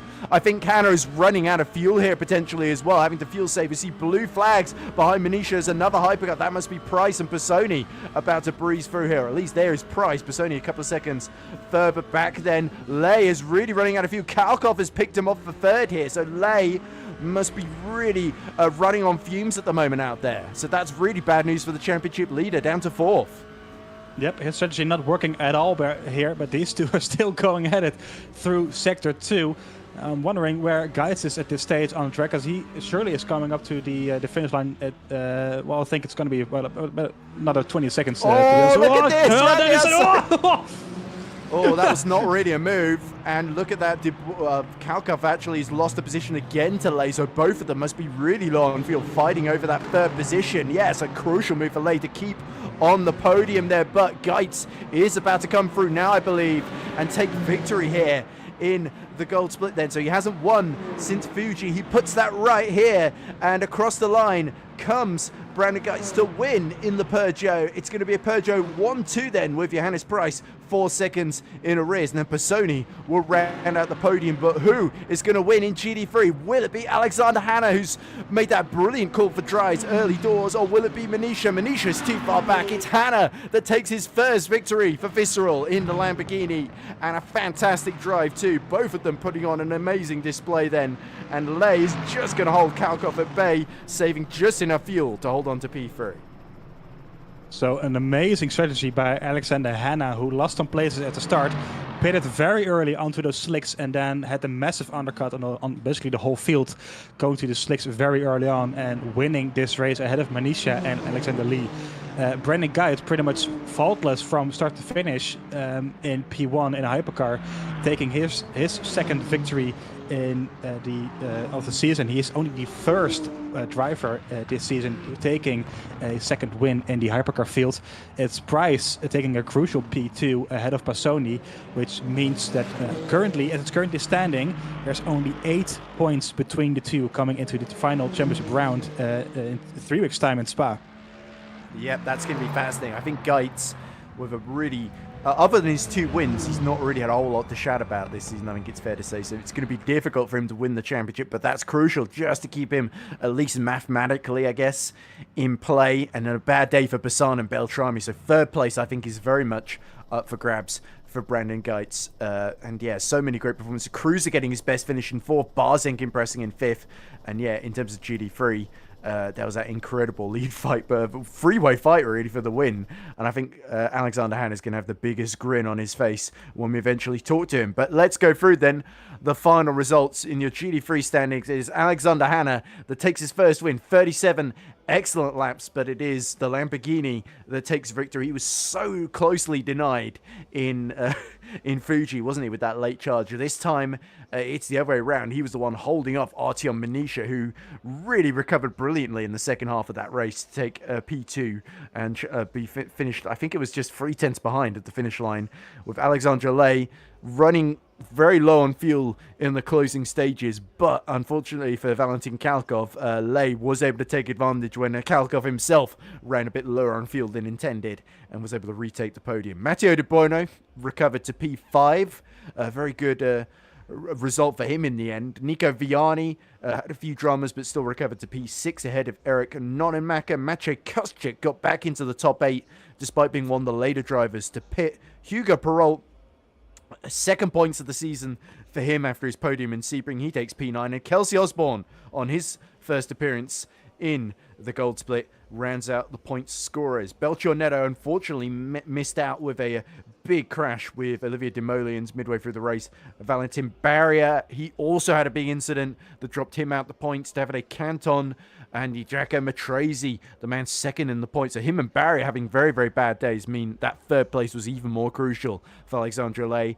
And we see also getting to the end but not scoring points was John Baptiste Thomas. And unfortunately, Luke Addison lost his rear wing. We didn't quite see what happened, but that ruled him out from a top 10 finish.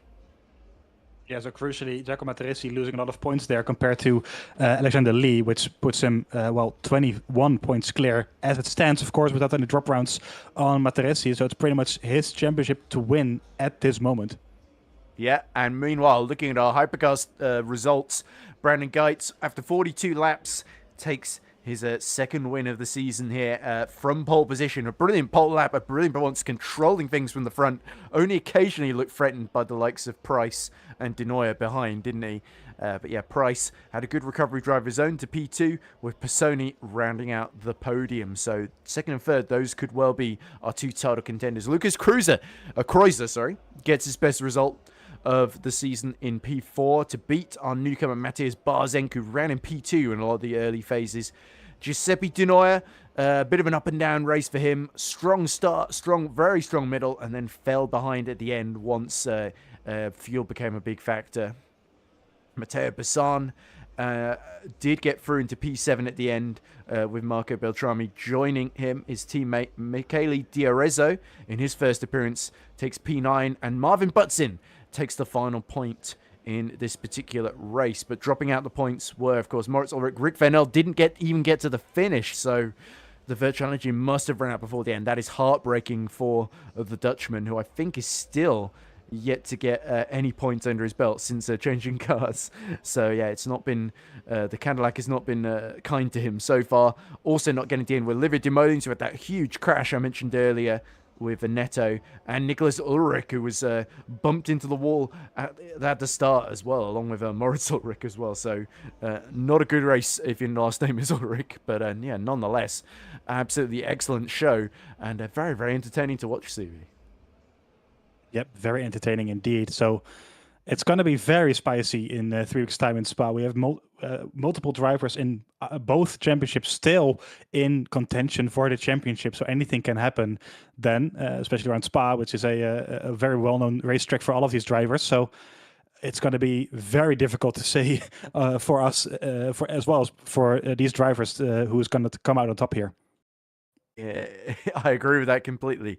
But speaking of drivers coming out on top, let's talk to the guy who won in GT3 after that brilliant strategy call. Let's hear the thoughts of Alexander Hanna. Alexander Hanna joins us now, and congratulations, Alexander. You're a winner in the Gold Split. You made that really, really inspired call to go for the dries early on, and that gave you a huge advantage. You were able to take the lead from Lay, and then there was that huge challenge from Manisha in the closing stages. You had just enough to hold him off. There was a very, very tense moment with Brendan Geitz lapping you both on the final lap, and you just kept him behind, crucially, which stopped Manisha from getting a run on you. So a nerve-wracking finish. but you just held on. Congratulations. How do you feel? Thank you. Yeah, I feel a little bit stressed. Um, yeah, I think I probably went to dries a couple laps too early still, but yeah, I wasn't sure. You never know with the weather in this game, to be honest. Like it tells you the forecast, and you never quite believe it. Um, so yeah, I just thought, hey, looks like dries. Let's go dries. Had a bad start. Obviously, I was down to fourth, so wanted to try something. It's a bit of luck. Can't lie, it's a bit of luck. And Venetia was crazy fast at the end, crazy fast. I mean, partly that's because my tires were a lot older by then, but also we just had crazy pace, to be fair.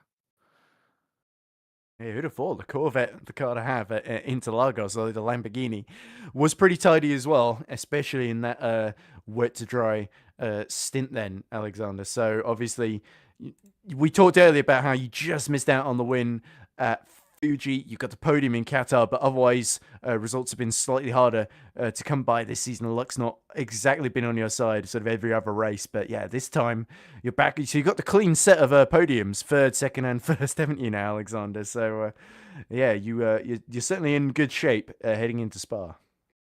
Yeah, and I'm not really looking forward to Spa, to be honest. Not my favorite track, but yeah, I think it's just nice to. I mean, I'm not going to win the championship, but solidifying top five and getting a win is what it's all about. I don't know what I need in Spa to guarantee top five, but I don't think it's much now. Um, so yeah, that's what I was really thinking about. I was thinking I was ready to give up the win, if he got there quicker. But well, not give it up, but you know what I mean. Not take too much risk. It wasn't all about the win. It was also about championship position. But yeah, happy. Yeah, I think you're in a fight with Matteo De Bueno for P4, if I'm not mistaken. So we'll have I to see. I was think very Manisha is in there as well. I was very relieved when I saw De Bono pit. So I was like, okay, now I'm definitely ahead of him. Like even if rain comes, I'm definitely ahead of him. But yeah. Well, at the moment, of course, pending any drop rounds for all of the drivers in front, you should be 12 points ahead of Matteo De Bueno in the championship, and also only a couple of points behind Giacomo Teresi in P2. So potentially, you could even end up in the top 2 or top 3 of the standings at the end of the season. Do you feel confident about that, or are you just gonna see how it goes? I don't know. I'd have to look at the standings. Obviously, Valentin had a bad race. Don't know what happened there. But he was way ahead of me. I don't know I don't know what's happening in the standings, the drop rounds and that. But yeah, mainly thinking about top 5 or top 2 if it's remotely possible. I have no idea. Well, Absolutely. congratulations from me, at least. Back to you, Edward. Yeah, well, I was just going to echo that. I think you got there first, but there we go. So, yeah, well, thank you very much for talking to us, Alexander, and obviously a milestone day for you. As you said, there was a bit of luck involved, but I think you nonetheless put in a really, really superb display of driving, and it was very, very entertaining to watch. Then, so best of luck for the final race of the season. We know you hate the track, but nonetheless, maybe you can at least put up with it for an hour and entertain us once again. I'll try. Thank you. So there we go. Very, very happy sounding Alexander Hanna taking his first GT3 win of the season. So that does this for all of our GT3 interviewees. But we have got 4 hypercar interviewees. Shall we start in reverse order with our podium finishers then? So let's go Personi first and then our 2 Peugeots in the top 2. So let's, without further ado, drag in Leonardo Personi. Oh, sorry for dragging you in mid-sentence, Leonardo, but well done on finishing P3 today in Interlagos. Bit of a up and down race. You versus Price was a pretty entertaining fight with Denoyer in there as well. And it certainly felt like Johannes Price made a move where he just slammed into the side, up the inside of Denoyer, and you were able to take advantage and get up to P3 as a result. Yeah. Good evening, everyone. Yeah, that was good. Honestly, it was. I just waited, and I knew that they might have crashed or touched at least. So I was just waiting for the moment. And yeah, I mean the whole race basically was just lift and coast race. So it was just fuel saving to go to the end without without pitting, so that worked this time. So I'm happy about this, and my pace also was good considering that Ferrari is not the fastest car in this track by far. So I would say I was in a bit of a damage limitation mode since qualifying, but I think it was pretty good. Also the quali lap, we was very close to pole position. So generally I'm happy, but since the beginning there was a bit of I would say useless battle because especially with a Cadillac that was fighting like crazy at the beginning, so we lost a bit of pace and we went into some traffic with some other hypercars. But once I cleared the Cadillac, then I went back into my pace again, and yeah, and that was good. And I at the end I just let Price, because basically it was just pointless because it was so much faster than me. So yeah, but basically I would have lost time in the fight, and I just decided to sit in third, and it was good. It's incredible, Leonardo, to think that you've taken 3 podiums now this season, 2/3 in a second, and that has been enough at the moment for you to be second in the points. I think you're still second behind Johannes after this, depending on penalties or whatever. So going into the final race of the season, of all the Tatum eSports drivers, I believe you're the one best placed to try and win this championship now. Yeah, I think I have to just check the points because I don't know the standings, how they look like right now. But yeah, I think I'm in a good position, and yeah, of course, the last race would be important to stay out of trouble and just finish the race in a decent position. Yeah, I Just believe that. you're about 7 or 8 points behind Johannes Price, but that's before adding drop scores. I think Johannes has he only got 4 points from Sebring, whereas you've got 2 fourth places you can drop. You've never finished lower than 4th place. You've been so consistent this season. Yeah. It's crazy. But then I have to discard one race, I think. So Exactly, yeah. yeah, I will discard Pick your 12 4th points. place, yeah. Yeah, it was just those 4 places. But okay, I will discard that result, and yeah, then honestly, I just have to see the gap from behind more than ahead, because ahead I mean I think the places for the promotion are the top 2, so I'm looking for the top 2 places, and that's the target, obviously. So yeah, I'm just gonna look at the gaps behind, and then just do a race of I will not say damage limitation again, because I go onto the track to try to win, but yeah, I will have to see the gap behind. Indeed, I think Brandon Geitz might have, on the evidence today, might be another threat for that P2 in the rest of the season then. So, Stevie, do you have any questions for Leonardo before you let him go? Not really. I'm just going to say congratulations from me as well. As you guys were saying, it's very close at the top and a bit difficult to say right now who might be where in terms of how the points are going. But it's still very much on for you to take on the championship. It's not out of the question. So best of luck from me at Spa in 3 weeks' time, and hopefully we will see you back then as well on the podium, or potentially even better. Yeah, thank you very much. I will try to win the race, obviously, but yeah, I will have to use my head also, because I'm in a good position in the championship and I don't want to lose. So yeah, Is that's it. that Leonardo wanting to get rid of the most consistent driver and take a win to sort of Yeah, I would like to take a break the win. curse? Yeah, that's definitely the target. But yeah, we'll see. We have to see also the performance of the car in Spa, and see how we are in that track, and then you don't know what will happen in race. But I will have to just use my head and think about the championship. That's all. Absolutely. Well, we look forward to it. And yeah, we look forward to seeing you in action at Spa for the final round of the season in 2 weeks' time. So good night, Leonardo, and congratulations on the P3. Thank you. You too. Thank you very much. There we go. Always fun talking to Leonardo Personi. But let's drag in our second place finisher now. Without further ado, let's talk to Johannes Price, who joins us now, having just stepped out the Peugeot. An intense fight for second place. Johannes, a difficult start to the race. You'd lost a couple of positions in the first couple of corners, and you really had to fight your way through. Firstly, past Matej Barzink, our newcomer, who was in P2 in the early stages. Then Giuseppe Di Noia got through, and he made a very physical, very forceful move to get past him. And then that put you into a squabble with Leonardo Pisoni that you finally came out on top in the closing stages. So never a dull moment for you, was it, Johannes? And you may just about maintain that championship lead. Yeah, it was up and down on emotions, really. So P3 in quali, and then race start P8. And yeah, I got a lot of damages from the dive bombs I, yeah, was in. So yeah, good, good P2 in the end.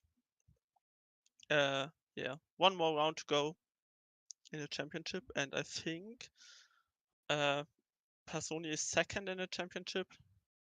Yeah. Mm-hmm. Well, the advantage you've got over him is that you've got Sebring can drop where you only got 4 points, whereas Pisoni, his worst result is 2 fourth places. So you are going to drop less points than him. So that on its own would be, let's see, about 8 point advantage going your way on top of whatever you've, an 8 point advantage essentially. So yeah, I want to finish good in the last race, but yeah, if I finish okay, then the championship should be okay at the moment. Yeah. I think if you finished 5th or higher, then you would win the championship. But that's a big if, of course. I'm not gonna. It's a provisional. We need to actually work that out before we say stuff like that. Let's work it out before we say anything else. But I think that would be enough. But I'm not gonna do any promises. Yeah, I must look at it too. So yeah. Was a fun race in the end. So yeah. Got very hairy with the traffic at multiple points, I must say. The driving standards, I think, was worse than the last rounds. Could be because I was a little bit down the way than usual, but yeah, it was okay in the end.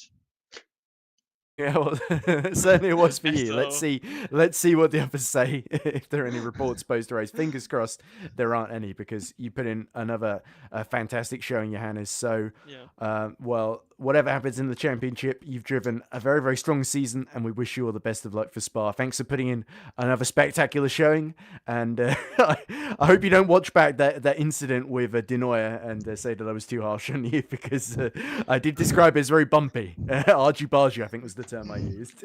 So I don't know, maybe. Yeah. Anyway, well, you can message me after and let me know what you think, and hopefully it's not. And if you don't like it, don't say anything. There we go. But anyway, thanks for coming to talk to us, and best of luck in an exciting championship finale. We hope you seal that title if at all possible. Thank you. So then, as we let Johannes Bryce enjoy his richly deserved P2, let's drag in the race winner, the other Peugeot. Maybe we should go to Barzank first. You're right, he might get bored and leave. Okay, let's go to the newcomer. Okay, Brandon will wait. So we're joined now by Matej Barzank, who where did Barzank finish the race, Stevie? I think he finished 6th or 5th. P5, yeah. P5 it was, yes, just ahead of Di Noia then. So just about holding on. Yeah, last lap overtake, yeah. You got back past him. Oh, wow. Okay. No wonder I got confused. There was so much going on at the end of that race in both classes. But yeah, well, let's start with qualifying. You qualify in the top 5, and then the door absolutely opens into turn 1. You go up the inside, suddenly you're in P2 at the start. You must have been over the moon with that. And then, of course, unfortunately, they started to catch you as the race went on, and you slipped further down the pack. So that, I know, a bit of frustration there, a bit unlucky with some of the traffic as well in GD3, getting in the way of the wrong moments. But nonetheless, for a first go in Gold Split, that didn't go too badly. Yeah, that was. I just locked up one time into turn 1 and I lost 3 positions at once, so that's why I dropped down.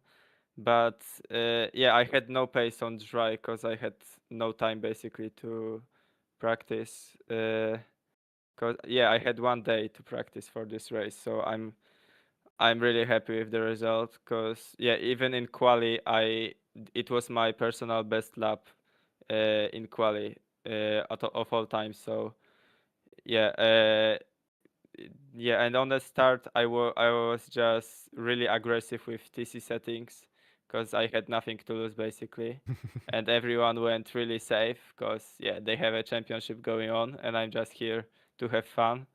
So a lot of wheel spin, but yeah, I got through. I was thinking about going for the move for P1, but yeah, let's just not kill maybe the leader in my first race in gold. Yeah. At one point, I even was thinking about going for the move during the race for P1, but yeah, no risk. And yeah, I think I might get even P4 if I'm not mistaken for how we should go racing, because I was pushed wide to get past by the BMW, which was Lucas Kreuzer, yeah. yeah, which was an absolute rocket ship on the straight as well, going for the move while being 6/10 off before the straight is ridiculous. So yeah, Ferrari got nerfed quite a bit, but yeah, not a bad race for the first appearance here. I love Mateus, you messing with the TC before the start as well, because I remember doing that in the Codemasters F1 games. I'd sneakily turn it on while no one was looking and then be way quicker than everybody without spinning out. But anyway, Stevie, you know Mateus way better than me, so it's very fair that you should ask a question. Yeah, I was going to say, Mateus, I know you a bit better. Of course, I commented on you in the silver as well, where you're leading the championship by quite a margin. Your first race here in the gold, were you kind of surprised with how quickly you were up to speed compared to the rest of the field, or were you just relaxed and like, yeah, well, maybe just so relaxed that you find a bit more pace going into there? Yeah, before the race, I was not optimistic at all because yeah, I had no pace, as I said, due to lack of practice. After my first run in Q1, I was thinking about going into top 10, but yeah, then a magic lap happened and I somehow got into top 5. So yeah, I was not confident at all, but it turned out pretty good. So yeah, I'm really happy with the result. Well, we might actually see you, of course, next season, maybe in the gold. If Yeah, Ed, help me out on the promotion rules. I think winning a championship promotes you up to a new split. top two, I think. Top two, yeah. It was said quite earlier by one of our other interviews that top two is what they're all aiming for. I think for Sony said he was aiming for top two as well in gold, so he could get to platinum split next season. So yeah. Mateus Barzink, definitely a star of the future and one we will watch with great interest. So thanks for this is the first time commentating in today, Mateus. So you made a good first impression. I look forward to commentating you again in the future, and well done on a good finish on a racetrack that was quite tough to stay out of trouble on. Yeah, thanks. So speaking of good finishes, race winner's been waiting about 23 minutes now to be interviewed by us. So let's not keep him waiting any longer. Yeah, he was pretty surprised with that. Yeah, so let's he joins us now. Brandon Geitz, the most patient winner ever, joins us now. Sorry to keep you waiting, Brandon, but no problem. A superb performance, and it must be said, after the last 3 races, well, I guess you didn't start Qatar, but the last 2 races then, things didn't really go to plan. There was so much bad luck in both Imola and Sebring after that brilliant win at Fuji, and this felt like a return to form at exactly the right time for you as well, with that second place, I guess, has got to be your aim for the promotion into the platinum split for the following season, isn't it? So yeah, you got on pole position, you led from the front, and you never looked too troubled, despite what our friend Mateus just implied there. He was thinking about a move, but decided not to, which I'm sure you're eternally grateful for in the first stint. But yeah, you really were under control the whole way through, it looked like. Yeah, I do believe he was too far back the whole time to really go for a move, unless it would be a monster dive bomb. But yeah, it is a little bit like a breather to have won another race after the whole season going not really like planned. With a win in the first race, I tried to push for the win of the championship, but sometimes even private situations come into play, and yeah, well, wasn't the best season. Head is up, and another win in the bag. I'm really glad to at least have a good performance at Brazil. Yeah, the good thing about these seasons is they do pass quite quickly, given it's only about 6 races then. So there'll be another one before you know it, and another chance to get some more wins on the board and really get a title under your belt, of course. But anyway, an impressive ride. I don't think I've too much to add to that. Stevie, what about you? Well, I don't really have any questions apart from congratulations on what looked like a very dominant victory, to be honest. You led from start to finish, I believe. So really well managed and very impressive. And hopefully, like Ed said, it's only, I think, 12 points at the moment to second place in the championship. So I think you could still be very much on to get a promotion up into Platinum Split for next season. Yeah, we'll push for that. And Spa isn't the worst of my tracks, so maybe there is a chance if P2 in the championship is having a little trouble. Well, Pisoni said he wasn't keen, so if you're going with the opposite attitude, you might get the opposite result. So who knows? But nonetheless, seemed to work quite well for you today and Interlagos. So thanks for putting in a superb performance. Always a pleasure to watch you put that Peugeot through its paces. Very asymmetric-esque, if I do say so myself, from the previous season. But yeah, another great win, and yeah, best of luck for Spa in a couple of weeks' time. Yeah, thank you. Have a nice evening, guys. Thanks for waiting. See ya. There we go. I really think I should do it the other way around next time, Stevie. Do the winner next time. Get him out of the way. But you said, you specifically said, Matez, we should get him in. And I was like, yeah, he'll get bored if we don't do it immediately. Yeah, maybe give him a little special place. Newcomer's privilege. Newcomer's privilege. Exactly. Yeah, exactly. Yeah, we don't get to hear from them too often before, so let's put it right. Anyway, that concludes all the action from today. So your two winners are Brendan Geitz for the second time and Alexander Hanna for the first time. So a very, very exciting race in both Hypercar and GT3. I think that battle for second in Hypercar was probably the main highlight. And in GT3 was a three-way fight for victory with Lay only just about holding onto the podium. So he is looking very, very good in those standings, but it's Price, Pisoni, and maybe even Geitz that are really at the forefront in Hypercar. Yeah, it's it's really spicy coming into the final round. So Lay having a bit of a gap on Matresi in GT3, but it's still very much up for grabs for, well, pretty much either championship. So I'm really looking forward to Spa in 3 weeks' time. That is with the week gap in between. But it's gonna be very interesting with the final round there.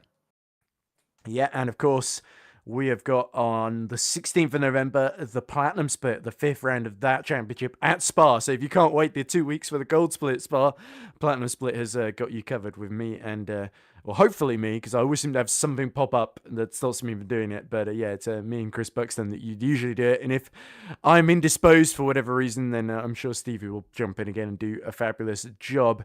Anything else in the meantime? 9th of November, no, that's today.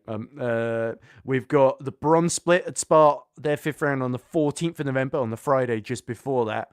And yeah, and then after that, I think VMS Challenger next round is on the 19th of November, also at Spa. So I hope you like Spa, unless your name's Leonardo Pisoni then. So there we go. So that's all the VMS action you've got to look forward to. So to close things out, I've been Edward Hunter.